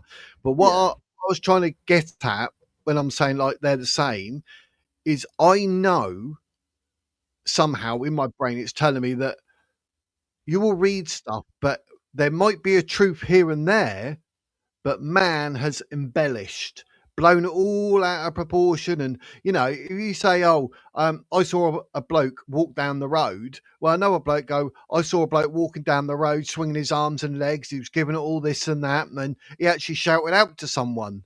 Like that's literally you just saw the same thing, but it's so different. Like what one's true? And my Yeah. brain's telling me, like, "Oh, yeah, read the Bible, like read the Gospels." You know, trigger Christian, I definitely know. You know, Matthew, Mark, Luke, and John. How many variations? It doesn't mean they're all wrong. Doesn't mean they're all true. But my brain is saying, don't read them because you're going to read the truth, but there's too much filler. There's too much stuff that's man's added to it, and it's lost the essence of the truth. And my brain will repel it, like Yeah. this geezer here. Like, just say it the way it is. You know, my mum grabs some scissors, chop the baby's head, Teddy's head off. Like, who does that? Oh no, but I thought it was hilarious. Where are you going with that? Like, I don't need to hear that. And You you're absolutely embellished it right too about much. you're right about narratives, because narratives, they begin in oral culture. So we tell stories. As they get told and passed on, those stories change, although the basic details still remain. So a story that has been going for over 1,000 years is not going to remain the same 1,000 years later until we get the arrival of writing and we get the arrival of print, where we can then stabilize that form. And so, because in Islam they managed to stabilize theirs relatively quickly, they think that that is proof that it must be true, and it isn't. It's just simply the fact that someone wrote down a load of bollocks. That doesn't make it true. What Islam really is, this is how I see it. It's if you got a really inbred, retarded goat fucker, and you got them to watch the best action films of all time, the best three, for example, and then they went off and made their own version that ripped off all three of those films, but did a really shit version of it, and then suddenly managed to convince everyone that their version was better than the originals. That's Islam. It's just a shit copy of what came before it. And I think that there is truth in the Bible, but I would differ in what I think that truth actually is. I think that the message, the very core message of it is true. But on top of it, as Wiz said, I would agree with, there have been embellishments over time, a lot of which are metaphorical, a lot of which are there to help with storytelling. Like parables, for example, are just short stories that are easy to remember, so it's easy to pass them on. The same with that poetry was as well, which is why the Quran was supposedly easier to remember, because it was written as poetry. But I don't think that everything that's written in the Bible is absolute bollocks, but I also don't think that all of it is true either. I think that there's truth in there. Exactly. Yeah, that's why I feel like I've got no issue. Like, Jesus did walk this earth. Yes, there's proof. There's writings. People said whatever. There was definitely Yeah. a man called Jesus who walked this earth. I don't dispute that. No, I don't dispute either. No. But when it comes to writing about him and you want him, you know, like say someone said to me, describe Jake. And then someone said to someone else, describe Jake. They'd be like, yeah, I've known him for a while. He's a really good bloke. Well, I would turn around and I'd probably embellish it a little bit because I like him and I want to make it look good. Do you know what I mean? And it'd be like, you know, like, oh, he had an IQ of 180. Well, everyone goes around going, this bloke had an IQ of 180. Did he? Someone made that up. You embellished it. He was a good bloke. How did you get from a good bloke to 180 IQ? Well, someone's embellished it. So no, it's not the actual details. Details are good. I like a nice descriptive and understanding, I stood there in like 40 degrees Celsius, melting, the sweat was dripping and all that. Or, oh, I stood in the sun, it was hot. I know which one I prefer to read. So it's not details.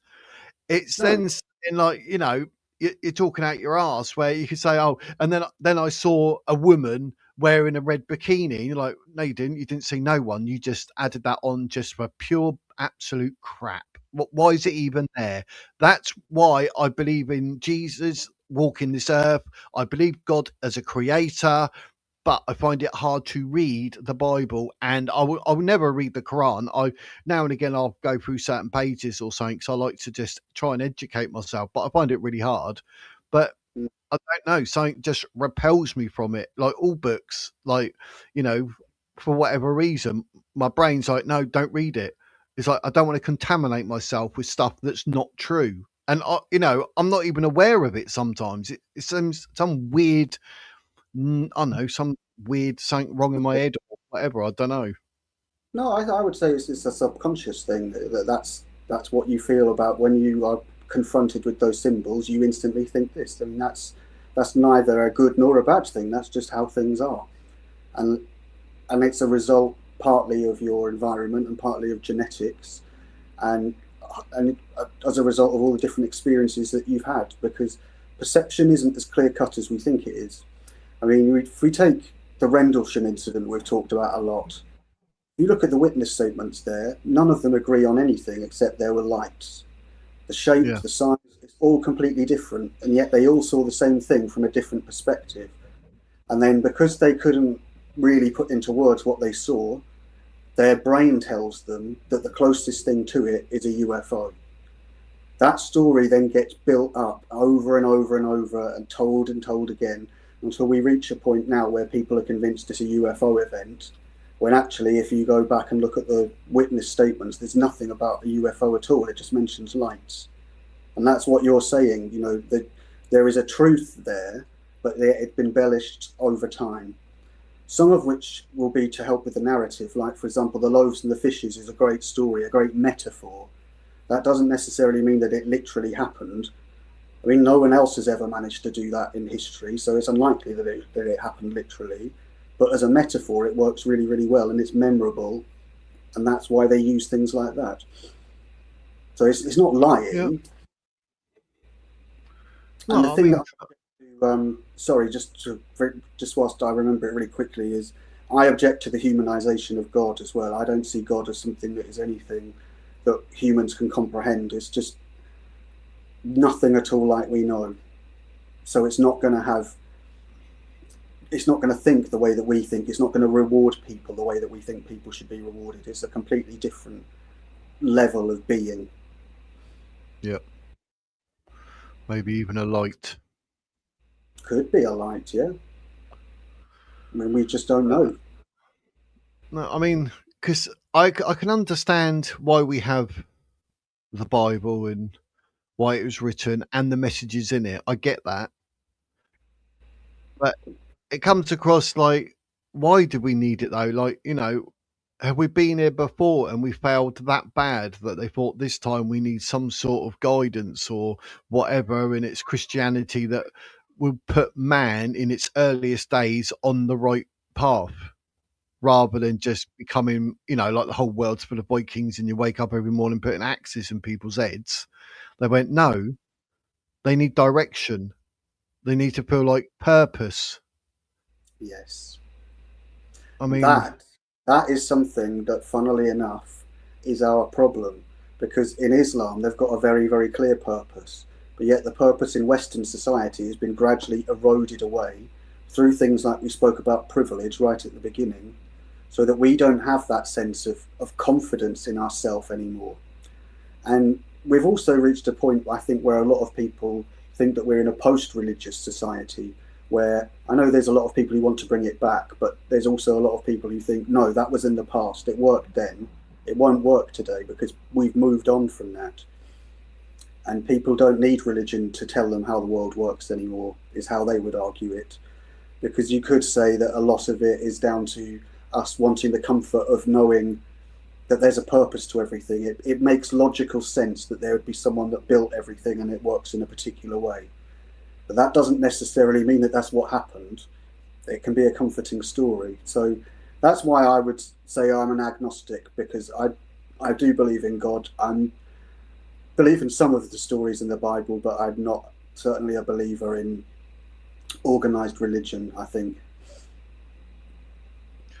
And maybe that's what's so frightening when we see people like this, because it's something that we think we've got rid of from society. Don't believe God can become a man. Well, depends what God is, really. I mean, I don't see God as being anything like humans. God is not something like that. God is the thing that holds everything together. It's the reason why a bird eats a seed, then flies off and has a shit, and a tree grows from that seed. The bird lives in the tree, and then that cycle continues. That's what God is. It's the cycle, the pattern of things. It's not something that actively makes judgments about things. But I'm not a theologian. It's not my specialist area. It's not something that really interests me that much, to be perfectly honest.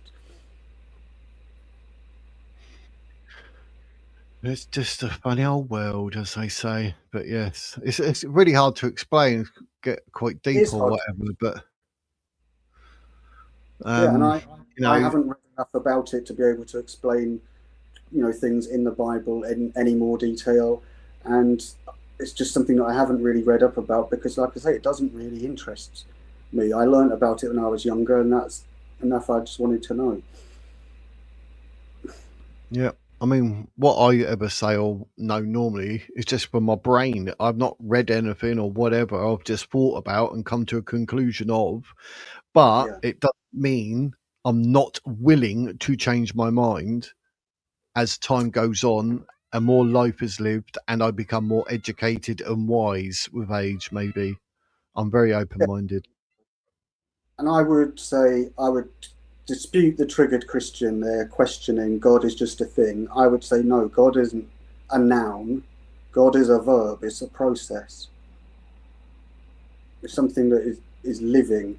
It's not just a thing. And if it were a thing, it would be everything.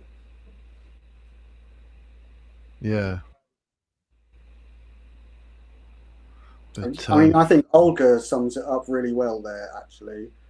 In my family, I'm Catholics. Well, my mum is, but I went to a Catholic primary school, so I learned all of that stuff. And I always thought it was a Bible, it was a storybook that got out of hand. That is exactly what I thought as a child. Yeah. I couldn't believe that people actually thought this was serious. Yeah, I mean, first time something like, oh, we turned water into wine, you walked on water. And in my brain, it's just laughing. My brain is laughing, going, are you for real? Like, what? Yeah. But I have to admit that when I was younger, I didn't really care too much for the New Testament. I liked the stories in the Old Testament much better. What, the Moses? The Moses in the basket and the Egyptians and the plagues, especially the angel of death. That was my favourite one. Yeah. I mean, there's something in all of us. If we can get down to the essence of who we are or what we are, if we're lucky enough in whatever in life, you get to sort of feel that or see it, or I don't know whether you need a near-death experience or whatever to help you sort of see or understand, then good for you. But a lot of it is all personal. Do you know what I mean? It's not stuff you broadcast here, there, and everywhere. It's between you and whatever you feel is out there. When you had that near-death experience, how do you know that was real and not, it wasn't just a dream or something like that? What made it feel for you? See, there's a funny thing, right? Because like they say near-death experience and that. One thing because I said to you, I hate to be duped. I don't want to go around thinking something that it wasn't. I hate that feeling. I hate it. It makes my tails toes curl, like, oh my God, I got it wrong. Maybe that's what I'm like a bit when it comes to reading the Bible or whatever. It's just like I'm being duped. But what I have thought about and I am considering is, what if, right? All these people like, oh, I was dead for 3 minutes, 10 minutes, 15 minutes, done this, done that. What if God already knows it's not your time? No matter what, he knows in 16 minutes, he knows you will be coming back and you will have a life to live. He knows after 3 minutes, Mr. Wiz, you will be coming back. So what does he do? Does he put you somewhere within your mind in a certain way to be in a certain state? Maybe at some point he wants to give you a message in there, but you are in your brain and it's somewhere safe so you can then come back and you're not actually going anywhere. You are within your brain. It's just you are there to protect yourself because you're not brain dead. You're coming back, but God thinks, hang on, they can't come back to me and go back and then start telling stories. That's not what it's about. It's about faith. I need to put them in their mind. They need to be in a mindset or in a mind frame and some whatever, no matter how it feels. Like, you know, for me, it's like, well, you need to look at yourself. Oh, okay. So when I'm gone for 3 minutes, I'm literally looking at myself and talking to myself for a reason, because God felt that reason needed to be told there and then while I had my heart attack. And then I come back to the earth, and you're not supposed to misinterpret it that, oh, I saw God, I was with God. No, you were in your brain. You are having a spiritual moment to protect you, and then you will come back to this earth, but you will not be the one that just happens to have been with God and can tell the world this is what happens when you're dead, because we're not allowed to know. We're not meant to know. It's about faith, about belief, about you as a person. Did it seem to you like it was, like, did it feel like the way that you normally experience things, or did it seem like there was more or less to it than your usual experiences? It felt like a dream, but a dream I had to remember and I had to understand, because there was more to it, whether I liked it or not. Interesting. So there was a definite clear message that came with it. Yeah, 100%. That's really, Because really interesting.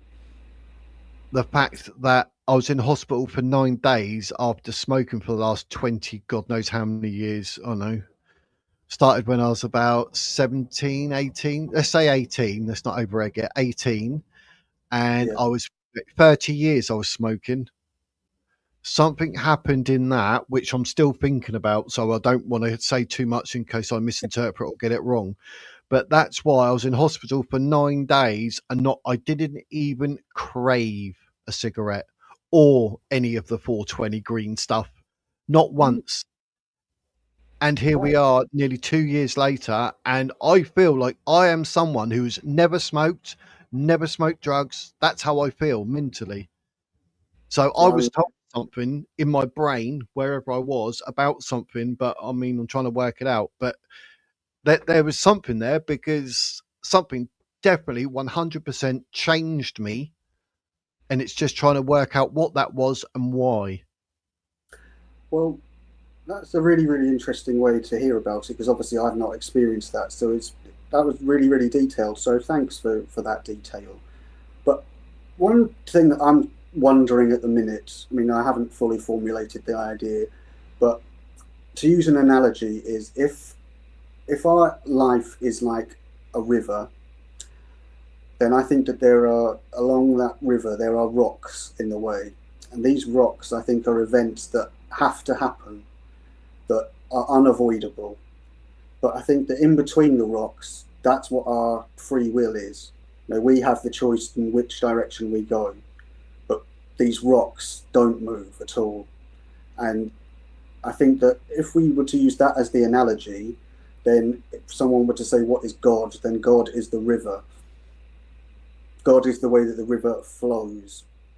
So it doesn't make the judgments, it doesn't make the choices, but it knows that the choices are there and are unavoidable. That's, to me, makes more sense at the moment than any other way I've thought of it. And of course, I would never, ever touch any drugs. I certainly wouldn't smoke any of them. One thing I have started saying is, which I've never sort of said before, is that like something happens, let's just say 9/11 happens, and everyone, like, if there was a God, that wouldn't have happened. Not And I necessarily. used to look at, yeah, exactly. I used to look at that and think, oh, whatever, don't care. Now I'm like, hang on, no. What happens on this earth, everything that's happened on this earth and why it's happened is due to the actions of man. Everything. Like, if we suddenly get Ebola, why? Because we've been somewhere, done something, cause and effect. God put us here, and now we need to learn. We need to educate ourselves. We need to take life and do whatever with it. But anything that happens, like if I get up in a minute and stub my toe, what? That happened? What? That's God's fault? No, that's my fault. I was the one that stood up and turned and hit my foot. You can't turn around and say, oh, by the way, that happened, so that proves like there's no God. Oh, if God was real, that wouldn't happen. Oh, if like now 12 children in the summer have drowned. 12. Oh, if God was real, that wouldn't have happened. No, it would have happened because the actions led up to and the consequences were that due to man, woman, child's actions. Whether you like it or not, tough.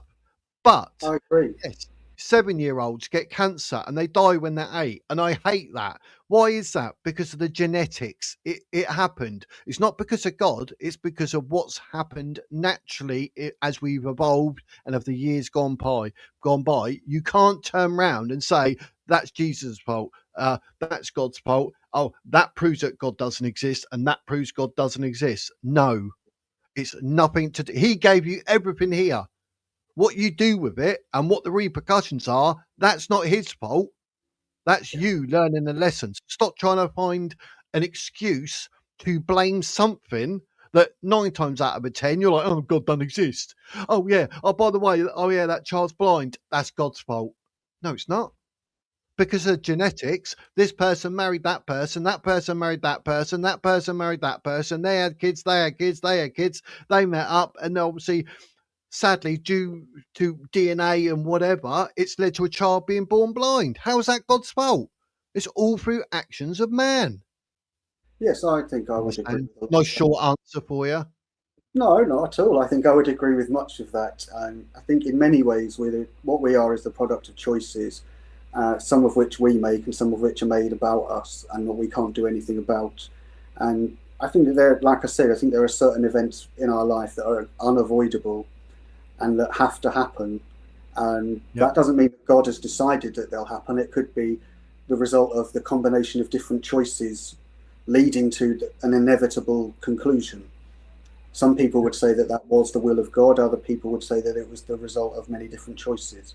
And it's entirely up to you what you decide to believe in. But I cannot fully submit to a religious text and a religious set of beliefs because it's not the way that I think. And I think that it was a way of describing religion at a particular time. And that doesn't mean that that way of describing religion necessarily is the same today. I think it's moved on from where it was, but I can't say in what way because I've not studied it enough. Yep. I mean, what I would really like, to be honest, what would be really great is if there was an archaeological discovery that in some way disproved all religions, because then we would be forced to get rid of them from society and we could try and build society based on a firmer principle. that might be a way forward. Yeah, I've got a feeling the possibility with the sort of extraterrestrial narrative type thing, Yes. because I've always thought to myself, like, take the Bible, take that to a brand new planet. How you doing, guys? I've got this book. Read this. What are you on about? What are Yeah. you on about? Oh, Jesus was God. Oh, was he? Well, he's never been to this planet. We've got no story that's in any which way similar to that, let alone the same as that. But if that was true, then surely Jesus would have a presence on every single planet trying to guide people because he's the son of God. He's there for a message. That message has to be on every single planet, surely. Otherwise, when we do meet up, it's not going to add up. Oh, no, it doesn't add up, mate. So what? Jesus and the Bible is unique to planet Earth, not universal. Well, no, but God is, because God created the universe. So that's where you need to be. Yeah. I mean, there are people who would say that you can see this progression of the narrative if you look in the text, and that you can see some of the stories in the Old Testament are borrowed from Sumerian tradition and things such as this. So there's a suggestion that it is older, and it was just capturing what was believed at that time in the way that people understood it at that time. If that message were delivered today, it would have a very, very different way of expressing it that probably would involve extraterrestrials, because that's the way in which we perceive things that are beyond our comprehension now. In the past, they would have seen demons or angels or fairies, for example, but we no longer have that in our vocabulary. To us, it would take extraterrestrials to have the same effect, I think. Yep. And the trouble is, you could easily bullshit people today by simply putting out AI videos all over the internet, and you could convince a whole load of people that aliens were real. And it wouldn't be difficult. Yep. And don't be surprised if something like that happens. Definitely. Yeah, because they're saying about using like holograms, aren't they, to give people the impression of seeing things that they're not. Yeah, that certainly was. I mean, I can't say for sure whether it's true or not, but there was definitely a conspiracy theory called Project Bluebeam in the 90s that said exactly that. But there were also CIA discussions where they did consider doing that in Iraq. So it's definitely been suggested. But again, I would say they wouldn't even need the technology of holograms today. All you need is the internet. Just show the video of it's happening somewhere. Then it doesn't matter if no one actually sees it, as long as everyone sees the video of it, then it exists. Yeah. And that's the wonderful thing about it. But one thing I will say to whoever's listening, or whoever listens at some point ever, is whatever you want to think spiritually or regards God, Jesus, religion, Christianity, Judaism, go for it. Own it. No issue whatsoever. The only thing I do have an issue with is Islam. Oh, well, if God was real, there would be no such thing as Islam. No, there is. I think that's the test, because you can literally throw everything in the face of God by following Islam. That would probably be the biggest insult. And that's why you're here, to learn and educate and make sure you stay on the right path. So everything's got an opposite: left, right, up, down, good, bad. Christianity, Judaism, Islam. That's the opposite. So yeah. You've got to ask yourself the question that why is it that the greatest society that had ever been created, which was the British society in the Edwardian era, why is it that got taken down, and why is it that today a bunch of barbarian hordes have managed to get their way into our country and are threatening to take it from us? I mean, why has that happened? I don't have all the answers as to why has that happened, but that's what you should be asking yourself. How can that happen in a period of just over 100 years? Yeah. That's something going on. But Yeah, I agree with Olga in that she's said on there, I don't need a faith to tell me right from wrong. That's very much how I feel like. Yep. I think a lot of what's in there is just common sense, and that in the past people needed that because not everybody went to school, for example. Only a very few amount of people went to school. So it served as a moral reminder for these people and an easy way to remember the stories. But we've moved on from that now, and that's why I don't think that the muscular Christianity that people like Richard Inman are very keen on, I don't think that's going to come back. I think that that's something that is a relic of the past, unfortunately for him. Yeah. I mean, not that you could really, but it'd be good to, like, if there was a religion that was solely sort of based just as God, as the essence, the creator of the universe, all the planets and everything, that if there was something there, that would get my little eyeballs and my ears pricked up. Like, what's this about? A lot more than, water into wine and some nutter in a cave and all that. Do you know what I mean? There's just something more. It would hit me as more wholesome. Like, there could be something more truth in that, whether that's spiritual or whatever. But that with connection with God. Do you know what I mean? But Yeah, I do fight. I do really fight with the fact that there's writings about Jesus and whatnot. Yeah, the thing that really fascinates me is belief. Why is it that some people believe in this and some people don't? What makes people take that leap of faith? Because that's the thing, that because I can't do it, I can't understand it. In the same way, I can't understand why people are gay, because it doesn't make any sense to me. The same here. I don't understand the Bible. It doesn't make sense to me in that regard. And so, no, sorry, not the Bible, the belief, the faith. I find that hard to understand because I can't do it myself. Yeah. But people can believe whatever they like. It's up to them. And if they're stupid enough to believe in Islam, then it's up to them to face the consequences of that. I'll tell you what did go through my head regards having gay people. This would be a weird one, but let's just go with it. I'm a wizard, say no more. But Go on then. Through evolution, obviously, it's somehow popped up that a man would actually find a man attractive, or a woman would find a woman attractive. And for some reason, I had to think about it, didn't I? And I can't let things drop. And I thought, why would that be? Why? When people are so dead against it. And it dawned on me at some point, and I thought, do you know what? I wonder if that's within the evolution of the human race as a way of population control. Could well be.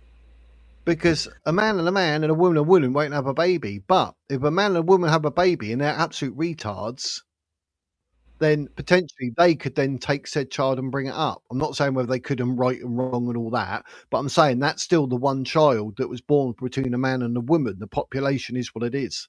So I wonder if, a man being with a man, woman being with a woman, no children. That's the way. There's only so many people that could fit on this planet.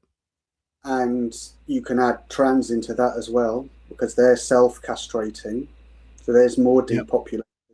Is it going to need a world war to depopulate when we're already doing it to ourselves through soft authoritarianism? We're already doing it. So yeah, it's really difficult times. But that's what my brain come up with, and I was like, do you know what? That who knows? It could be a thing. Well, the thing what is interesting is that things like homosexuality have, throughout recorded history, been condemned, and now we're celebrating it. It's almost as if all of the standards that society has held have been reversed. So now it's great to be gay. Now it's not great to be from the country that you're from. In fact, it's better to be from somewhere else. And even to the point where they've taken the most obvious thing, that a man cannot be a woman, and have tried to convince us otherwise of that.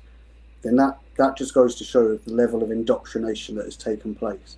That people are believing things that we literally know is the opposite of truth. Yep. Yeah, I wouldn't. I mean, my sister was gay, but I wouldn't go around celebrating gayness. It is what it is. Just don't put it in my face. I don't need to see it, you know. But I've got no issue. I sit and watch Douglas Murray. Like, oh, you can't watch him. He's gay. Well, yeah, I can. That man's very educational, and I learn a lot from him. His Yeah. sexual orientation has got absolutely nothing to do with how brainy the bloke is and what I can learn from him. I'm not that naive Correct. to say I'm not listening because he's gay. Yeah, but that doesn't mean, though, that you want to see him snogging another bloke. Because we don't. We can accept what they No. do. We don't have to see it. Yeah. But then, you know, you don't want to sort of walk down the road and see two heterosexual people having a shag on the street. You don't want to see it. You don't need to see it. Precisely. So, People don't- you know, there's And that's the uncomfortable thing that people don't want to admit. That there are lots and lots of people who are not comfortable about homosexuality being shown right in front of them. And they're perfectly entitled to feel like that because that is what is called normal. And it's fine. We don't have to see everything as becoming gay. We don't want everything to be gay. We just want everything to be normal. Yeah, exactly. It's not too much to ask, is it? Do you know what I mean? No, I don't think it is too much to ask. So I think you could certainly query that perhaps there has been a deliberate attempt to undermine Western society. And Yeah. if this come from anywhere, I don't think it would have come from the Fabians and things like that. This would have come directly from the playbook of Soviet Russia. And it's the legacy of that, if anything, because it would have taken this long for them to have destabilized and then tried to stabilize a society. And I think that although things look really shit at the minute, I do genuinely believe that they will change. I do think that the establishment is aware of what changes need to be made. And I do think that they are going to do that, but I just think that there's not the political will to do it in certain parties. Yeah, I don't know. I've been thinking, what if, you know, because all this Islam weirdness and illegal immigration are they literally sort of underhandedly trying to sort of bring certain things through because they want to control us and shut us up as well? Because they say, oh, New World Order, you know, just one big building and they control the whole of Europe and then the world and whatever. And you think, what is this fascination with control? And believe you me, there's no more control and discipline in Islam, you know. That's very true. Very true. I definitely think that we can argue that we live in an age of a global governance, but I don't think we can argue that we live under a one world government because that simply isn't true. And if it were true, you wouldn't have things like issues with Russia and Iran. Obviously, that isn't happening. But yes, there's been an attempt to do that because we can see the relationship between Europe and America and Australia, you know, the Anglosphere, if you will. Yep. But the globalist idea and this thing about universal citizen who can live and work anywhere at any time and it doesn't matter and they're interchangeable, it's just absolute bollocks. It's just communism under another name. I think we're realizing that, and people are beginning to stand up to it, and it is in many ways a revolution because people are saying no. And I don't remember any time politically in this country where people have actually said no, except for the poll tax and the Iraq war, both of which got overturned. Well, the Iraq war not quite much, but yeah, there's I don't believe that there is a small group of people that run the entire world. That's absolutely ludicrous. What that is human pattern recognition, wanting that to happen because that's a convenient story. What's far more likely is that there are many small groups that exist that run certain elements of the world, but there aren't, for example, a group of 20 or 30 people who sit there and plan everything that's going to happen. It just doesn't work like that. But there are committees of 20 to 30 people who will sit and plan, for example, what they want the economy to be or what they want climate change to be. That is true. Yeah. But it's far more complicated than there's a small group of people that are behind everything. I thought it was the Jews. I mean, governments can't effectively run themselves, so how are they going to manage to run an enormous global conspiracy? Yeah, exactly. The Jews, always has been the Jews, with two O's in the middle. Yep. And Jesus was a Jew, so just don't knock the Jews, because otherwise you're knocking Jesus. And I'm not taking that risk. Say no more. But You can understand where these conspiracies come from, and they come from the context in which people are living in. And we're living in an age now where conspiracy theory is going to be rife because of the circumstances. And it's just important to try and recognize what is plausible, what isn't plausible, what is overreach, and just try and be sensible in the way that you make judgments. I've always thought a lot of conspiracy theories is because like certain people's minds can't comprehend something, so they've got to find some random excuse, like 9/11 or say, oh, I can't comprehend that man would actually do that. Oh, what it was, right? It's conspiracy. The CIA, they owe $2 trillion. They lost $2 trillion in the black market or whatever it was in America on the black budget. So, oh yes, if they got rid of the Twin Towers, that $2 trillion would be disappeared. All the paperwork's gone. Never has to be investigated. Right? Okay, Osama bin Laden. Let's do this. I've made a reason. And then like a conspiracy's born, and you're like, mate, you are literally like scraping the barrel to find a reason. But other brains think the same and go, yeah, all right, mate, yeah, that's true, yeah. Yeah, and then people go online and other people start then agreeing with it, and then they'll start showing videos that apparently show the truth of it, and before you know it, a whole narrative has been built up that people believe in that is based on bullshit. This is the big problem we face right now, which is why the internet is a worrying thing. That's quite funny. That is funny. I would tell you what, though, Alex Jones, have you seen the video like way years before? He actually predicted something like 9/11. Like the way that mind works in Alex Jones, like he's a brainy little old bean and he managed to get whatever, but his conclusion, conspiracy theory, no. It happened. 9/11 happened. That's crazy. And I think a lot of conspiracy theories begin with an element of truth. That's what makes them convincing. The moon landing, for example, yes, it would make more sense for them to definitely win over the Russians because the Russians beat them into space with the Sputnik. Did they have the technology to fake it? Yes, of course they did. Does that mean they did fake it? Well, I don't know. I mean, I would imagine that by now it would have involved so many people that somebody would have come out and said that it was all faked and have been involved. And I don't believe anyone has, but I believe there have been lots of things that are linked to it that make it appear that people have said that it's fake. Yeah, I did look into that, and I sort of stopped when I found out it was like at least 200,000 people would have to be involved in that conspiracy. Like, no. Yeah, precisely. They're really complicated, but that doesn't mean that conspiracy theories aren't ones that aren't true, for example. Yeah, conspiracy facts, I like to call them. Yeah. I mean, I certainly think that if you look at the classic conspiracy, the JFK, there's obviously more than one shooter involved in that one, and obviously someone is shooting from the front and not from the back. You can see it from the way his body moves. And if you were going to assassinate somebody, then you wouldn't have just one lone gunman. You would probably have 4 of them that were kind of making a square around the target because you've got more chance of hitting it. Yeah. It makes a lot more sense. But yeah, a lot of the time it's just really difficult to tell what is true, and unfortunately it's become harder and harder now for us to know what we're seeing in front of us is actually true.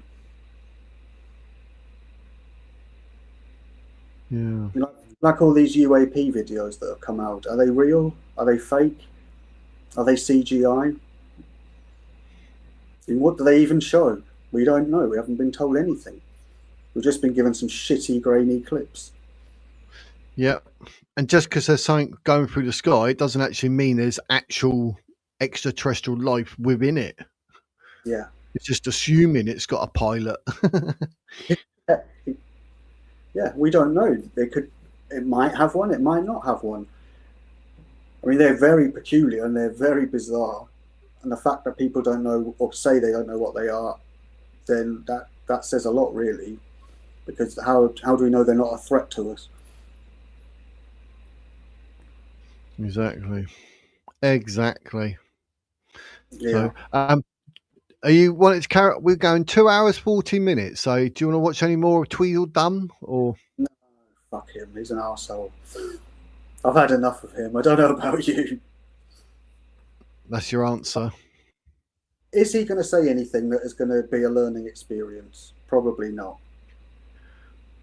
No, I honestly thought he might have sort of gone a different way and actually sort of said stuff that, you know, we'd think, oh, as an ex-jihadist, yeah, that's interested for you to say that. But it's, no, he's talking crap. I'm not a fan. Yeah, I think so. But it was a useful exercise, though. Yeah. It's always important to hear from different sides and to make our own judgments. And my judgment of him is once a jihadist, always a jihadist. Exactly. And no, there won't be a part 2. We're not coming back to him. But in the description, the link is to this video. There is a link on the description to the GB News video in full.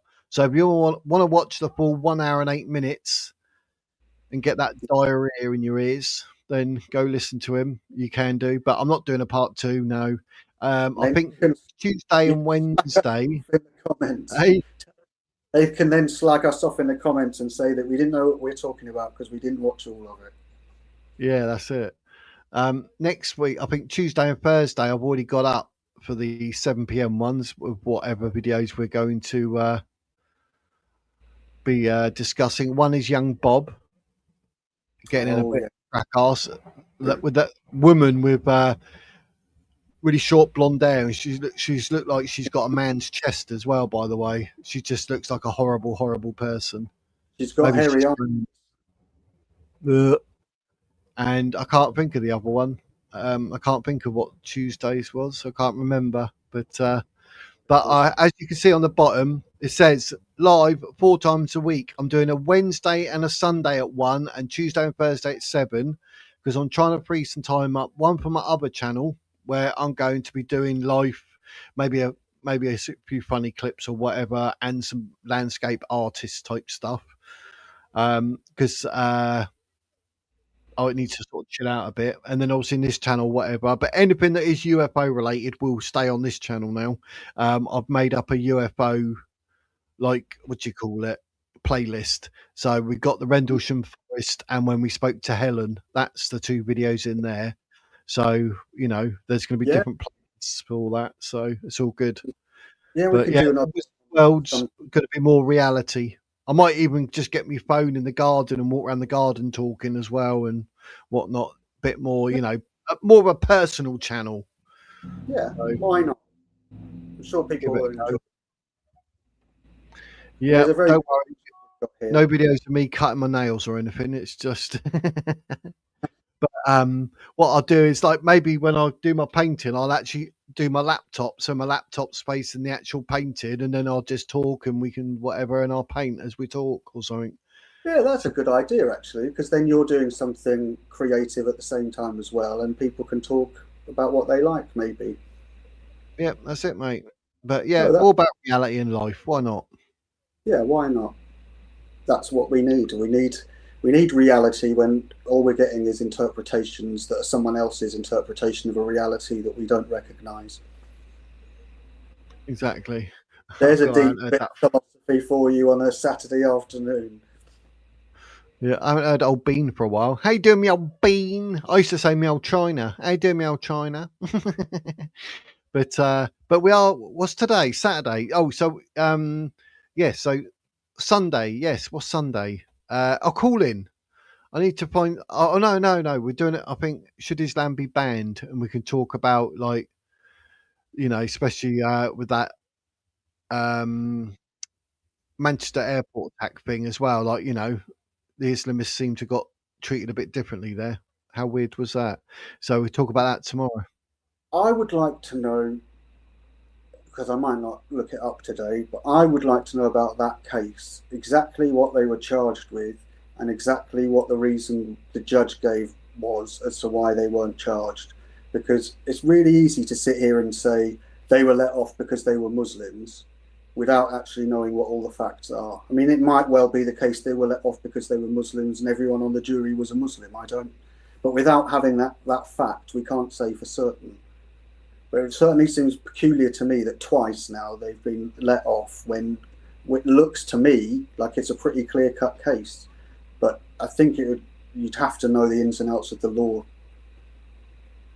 Yes, definitely. I think so. Drinking beer, I haven't touched a drop for 8-9 years now. I went about 18 and a half, 19 years, and then obviously my son's birthday, so I had a bit with him or whatever, and I had some Guinness the other day when we were live talking, so, You you know, did? in the dream. When I say don't touch a drop, yes, maybe I might have the odd one about once or twice a year. That's it. Yeah. I used to drink all the time though when I was working. Obviously not when I was at work. But I wasn't wandering about with a bottle of Jack Daniels, that slash. No. At home, I mean. Do you sell your painting? Yes, I do. If people want, Phil bought one. Phil bought my favourite one, the snow scene. I might have to do another snow scene now because he took it. I have. This is I like this one, but I'm not selling it. Yeah, a rarity. I like this snow scene. Oh, very nice. How long does it take to do one of your paintings? No laughing, but I can probably, if I've got something in my head, I can do it in about 10, 15 minutes, 20 minutes. Other ones that I deliberately want a bit more detail than that, I can take hours. And I mean hours. Some take a couple of days. When you finished it, is that it? Do you just leave it, or do you go back to it and tart it up and things like that? I try to just leave it. It's done. That's the end of it. But sometimes I look at it and I'm like, oh, maybe I could do this. Maybe we could do that. And other times I'm just like, what is that? And I'll paint over it. I'll just get a white paint, go over it, and I'll start again. I'm like, no, that's bad. I've got weird ones on the wall that I don't know what come across me, but I thought it was a weird thing to do. For some strange reason, I like it. It's what you might call abstract, but I know it's not everyone's cup of tea, so you can. But I'll show you. Yeah, let us see. No laughing, geese. I wouldn't laugh. Did I actually show you my underwater one? I don't know if you did. Is it the one behind you? No, that's the. I tried to do one with in a circle, trying to be different, but this is my first ever coral. Oh, wow. Wow. And this is all just done by yourself? Yeah, I'm self-taught. It was when my depression was really bad. This is my dodgy one. You might not like this, but I do, so shove it. But it's just random. Oh, I like that one. No, I do like that one. I just thought it's different. It was I was like really, really bad in my depression, and I was flicking through the channel, and Landscape Artist of the Year came on. Yeah. But that looked like fun. Sat there doing that, chilling out. That stopped my brain. So I bought some paints and canvases and just started learning myself. So never any lessons. I was shit at school. So yeah. I can't draw shit. I gave this one away. Jealous of artists. I actually said to someone to come and collect this, and they never did. So, but I had it already for them because I sprayed it and signed it. But this is another abstract one, but you can have it any which way you like it. Oh, very nice. I like the colours on that one. That would look great on a guitar. Is that a hand? That's just me imagining that there's a hand there. Well, it's abstract, so it can be whatever you want it to be. No, they're really good. But one day, mate, what I'll do, I'll have to show you some. If you pick one, I'll send it to you free, mate. I'll Oh, send that's you a very, bit of whiz art. that's very kind of you. Thank you very much. I can't sell them, so I'm going to give the fuckers away. Well, talking of art, I'll show one thing that I did actually, as we're on the subject, is I made this incredibly over-the-top guitar, which looks like this. So I did all of the flowers on the neck and finished it like this because I wanted a really outrageous guitar. And That's you can cool. buy ones. There are ones you can buy like this, but they're really old and they're about $5,000 these days. But this one, Bloody hell. I bought all the bits separate. I did put all the wires in and everything, and it plays absolutely fantastic and it sounds great. So I'm really happy with it. But yeah, it took a while to do all the finishing and things like that. So yeah, it's great piece of rock history. Yes, flowers on a guitar. It's based on a guitar called an Ibanez Gem. This is my first ever type of The Prophet Muhammad. That's what he looks like. yeah, my first ever attempt at a portrait. Draw Muhammad for your first ever one. I thought I better do myself because obviously, you know, it comes out and I look stupid. It's me, so I could just paint over it. But Yes.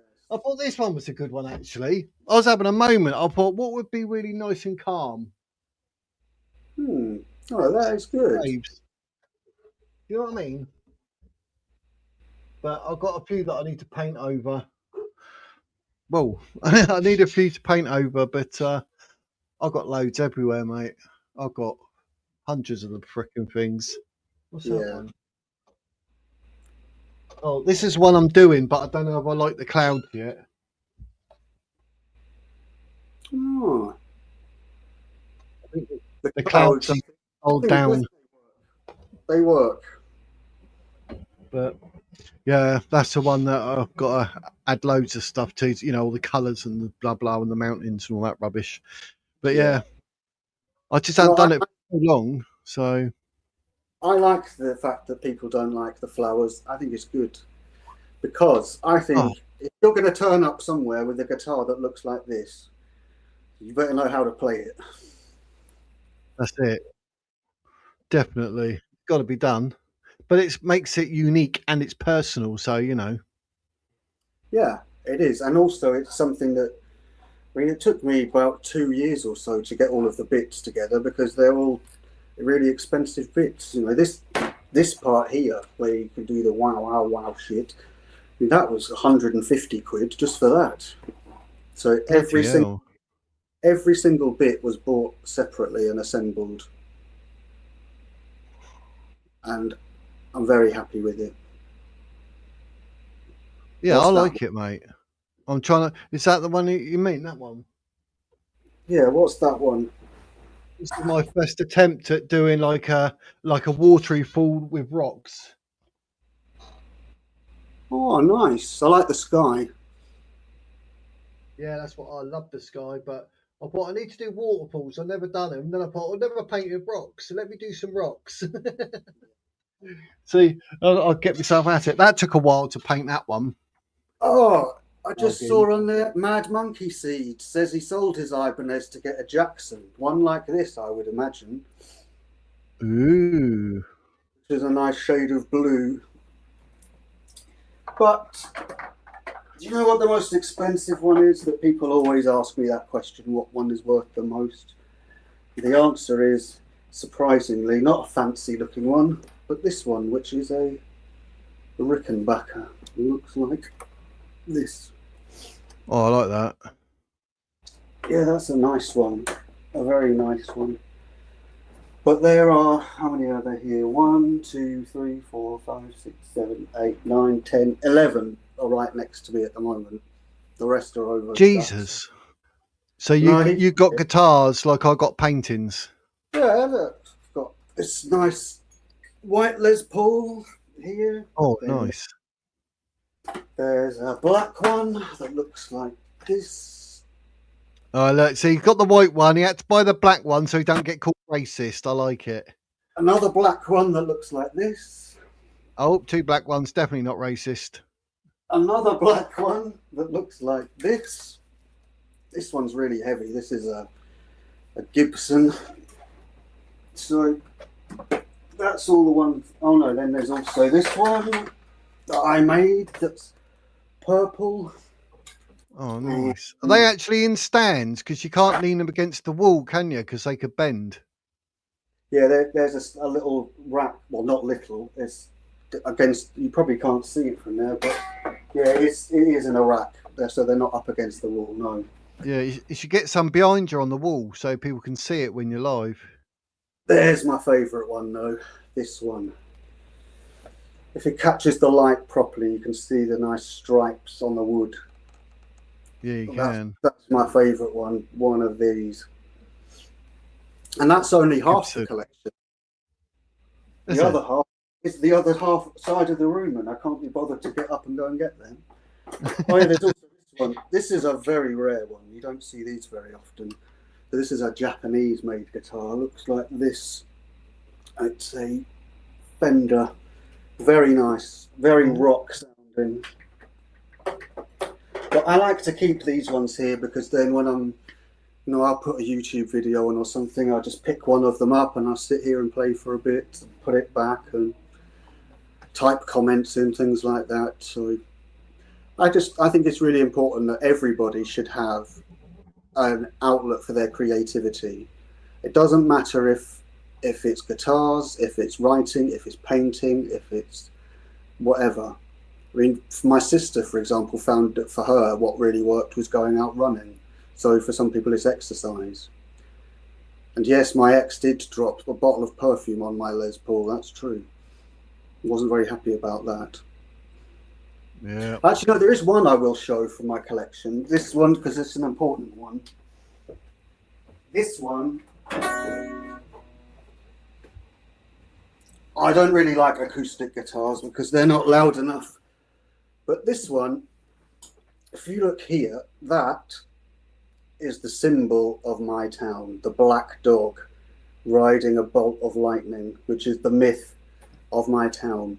So this was made by a friend of my mum who lives in Suffolk. I don't know if you can see, but it does say inside there, made in Suffolk. So I designed the wood, various different types of wood, and we decided that what we wanted, you can see it's got no markings on it. We decided to go for all of the best woods, but not necessarily think about so much about what it looks like and make it just something that's the best for a player. And yeah, it's a really, really nice guitar. But I prefer electric guitars. They're much louder and much more fun. Mine's got dust on it. How bad?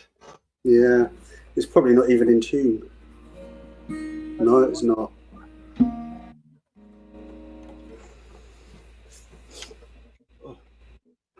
I'm a lefty. You are a lefty. You have to teach me how to play the bloody thing. Yeah, I can show you. I can show you something if you like. Don't think it's look. That needs tuning. That's not how they should sound. I'll show you how they should sound. They should sound like.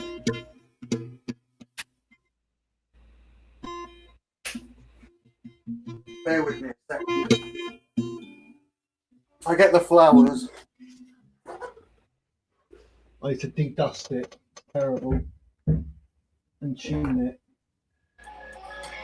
Well. So it should sound more like. I don't know if you can see it. Here we go.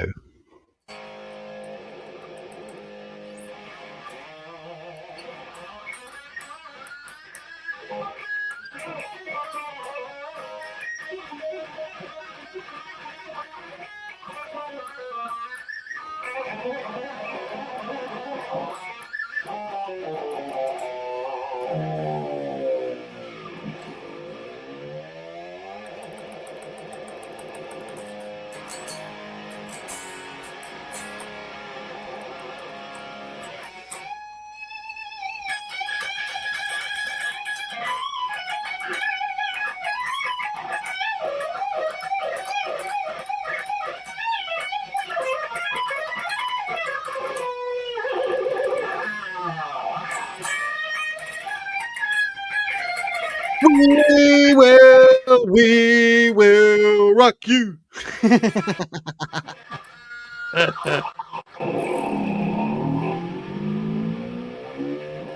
Nearly finished. Geese. Go geese.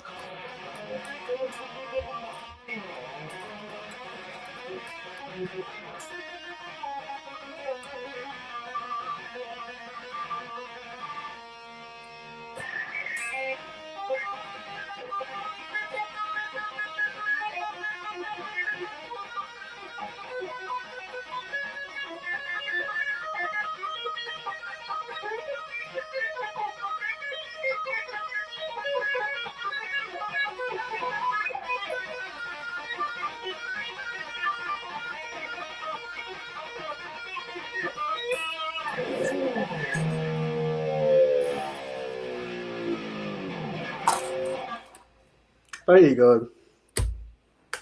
Boom. Boom. Yes, Boom, boom, shake the room. eruption, that's what that is. So when I first started, I heard that and I thought there's no way I'd ever be able to play that. And there you are. Boom. Done. Yeah. Say no more. So Say that's, no. you want to try and get your guitar to sound like that, Wiz?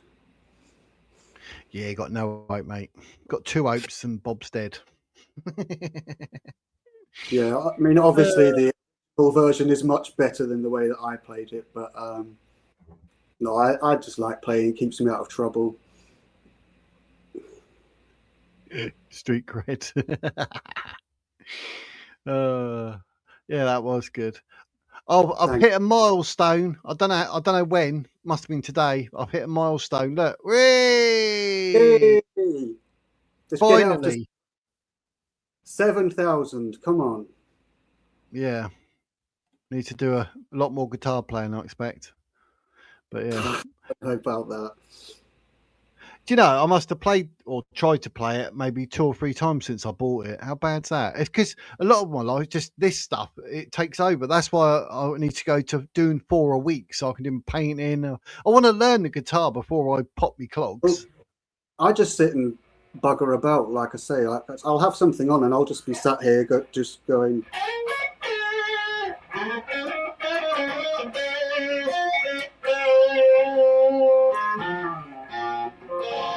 Then I'll see someone in the comments, so I'll write something in there, and then I'll think, oh, what can I play now? I'll play something like that, you know. But that's what I'm usually doing if I'm not on the camera. I'll just be sat here.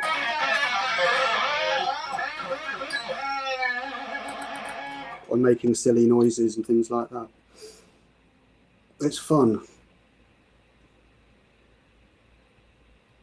Yeah, you can't beat a bit of AC/DC. Very bleak by mice on a recorder. I don't know how to play Three Blind Mice. I'll have to learn it. Yeah.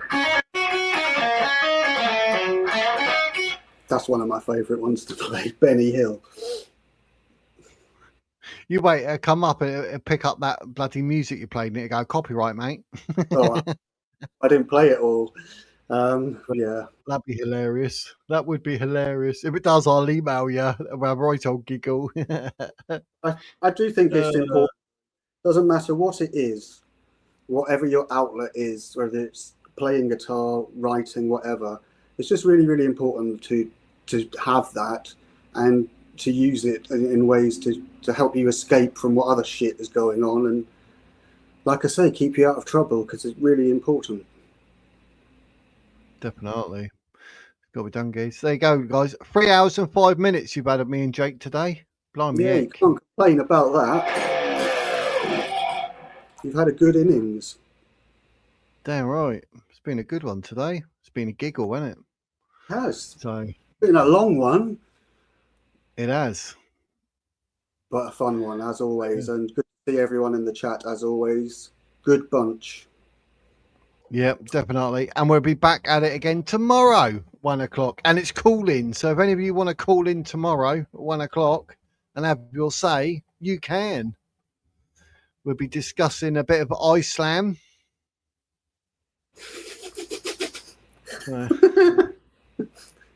Yes, Islam. Islam. The boys, big boys. See you later. Thanks, everyone. Take it easy, mate. Wiz, much Have fun. appreciated. Take care. That's all right, mate. No worries. It's all good. It's all good in the hood. How cool was that on the guitar, mate? I can only play like that when I'm dreaming. But yeah, happy days. But yes, all happy days, ladies and gents. Here we are, 4 o'clock on a Saturday. Right, go and enjoy your days. What's left of it. Thank you all for watching. I appreciate it. I love you all. And we are back tomorrow at 1 o'clock. And it's a call-in. So if you want to call in and have your say, if not, obviously, you can say it in the chat and we'll be going through all the chat. So it's going to be a good one tomorrow. I demand it to be good.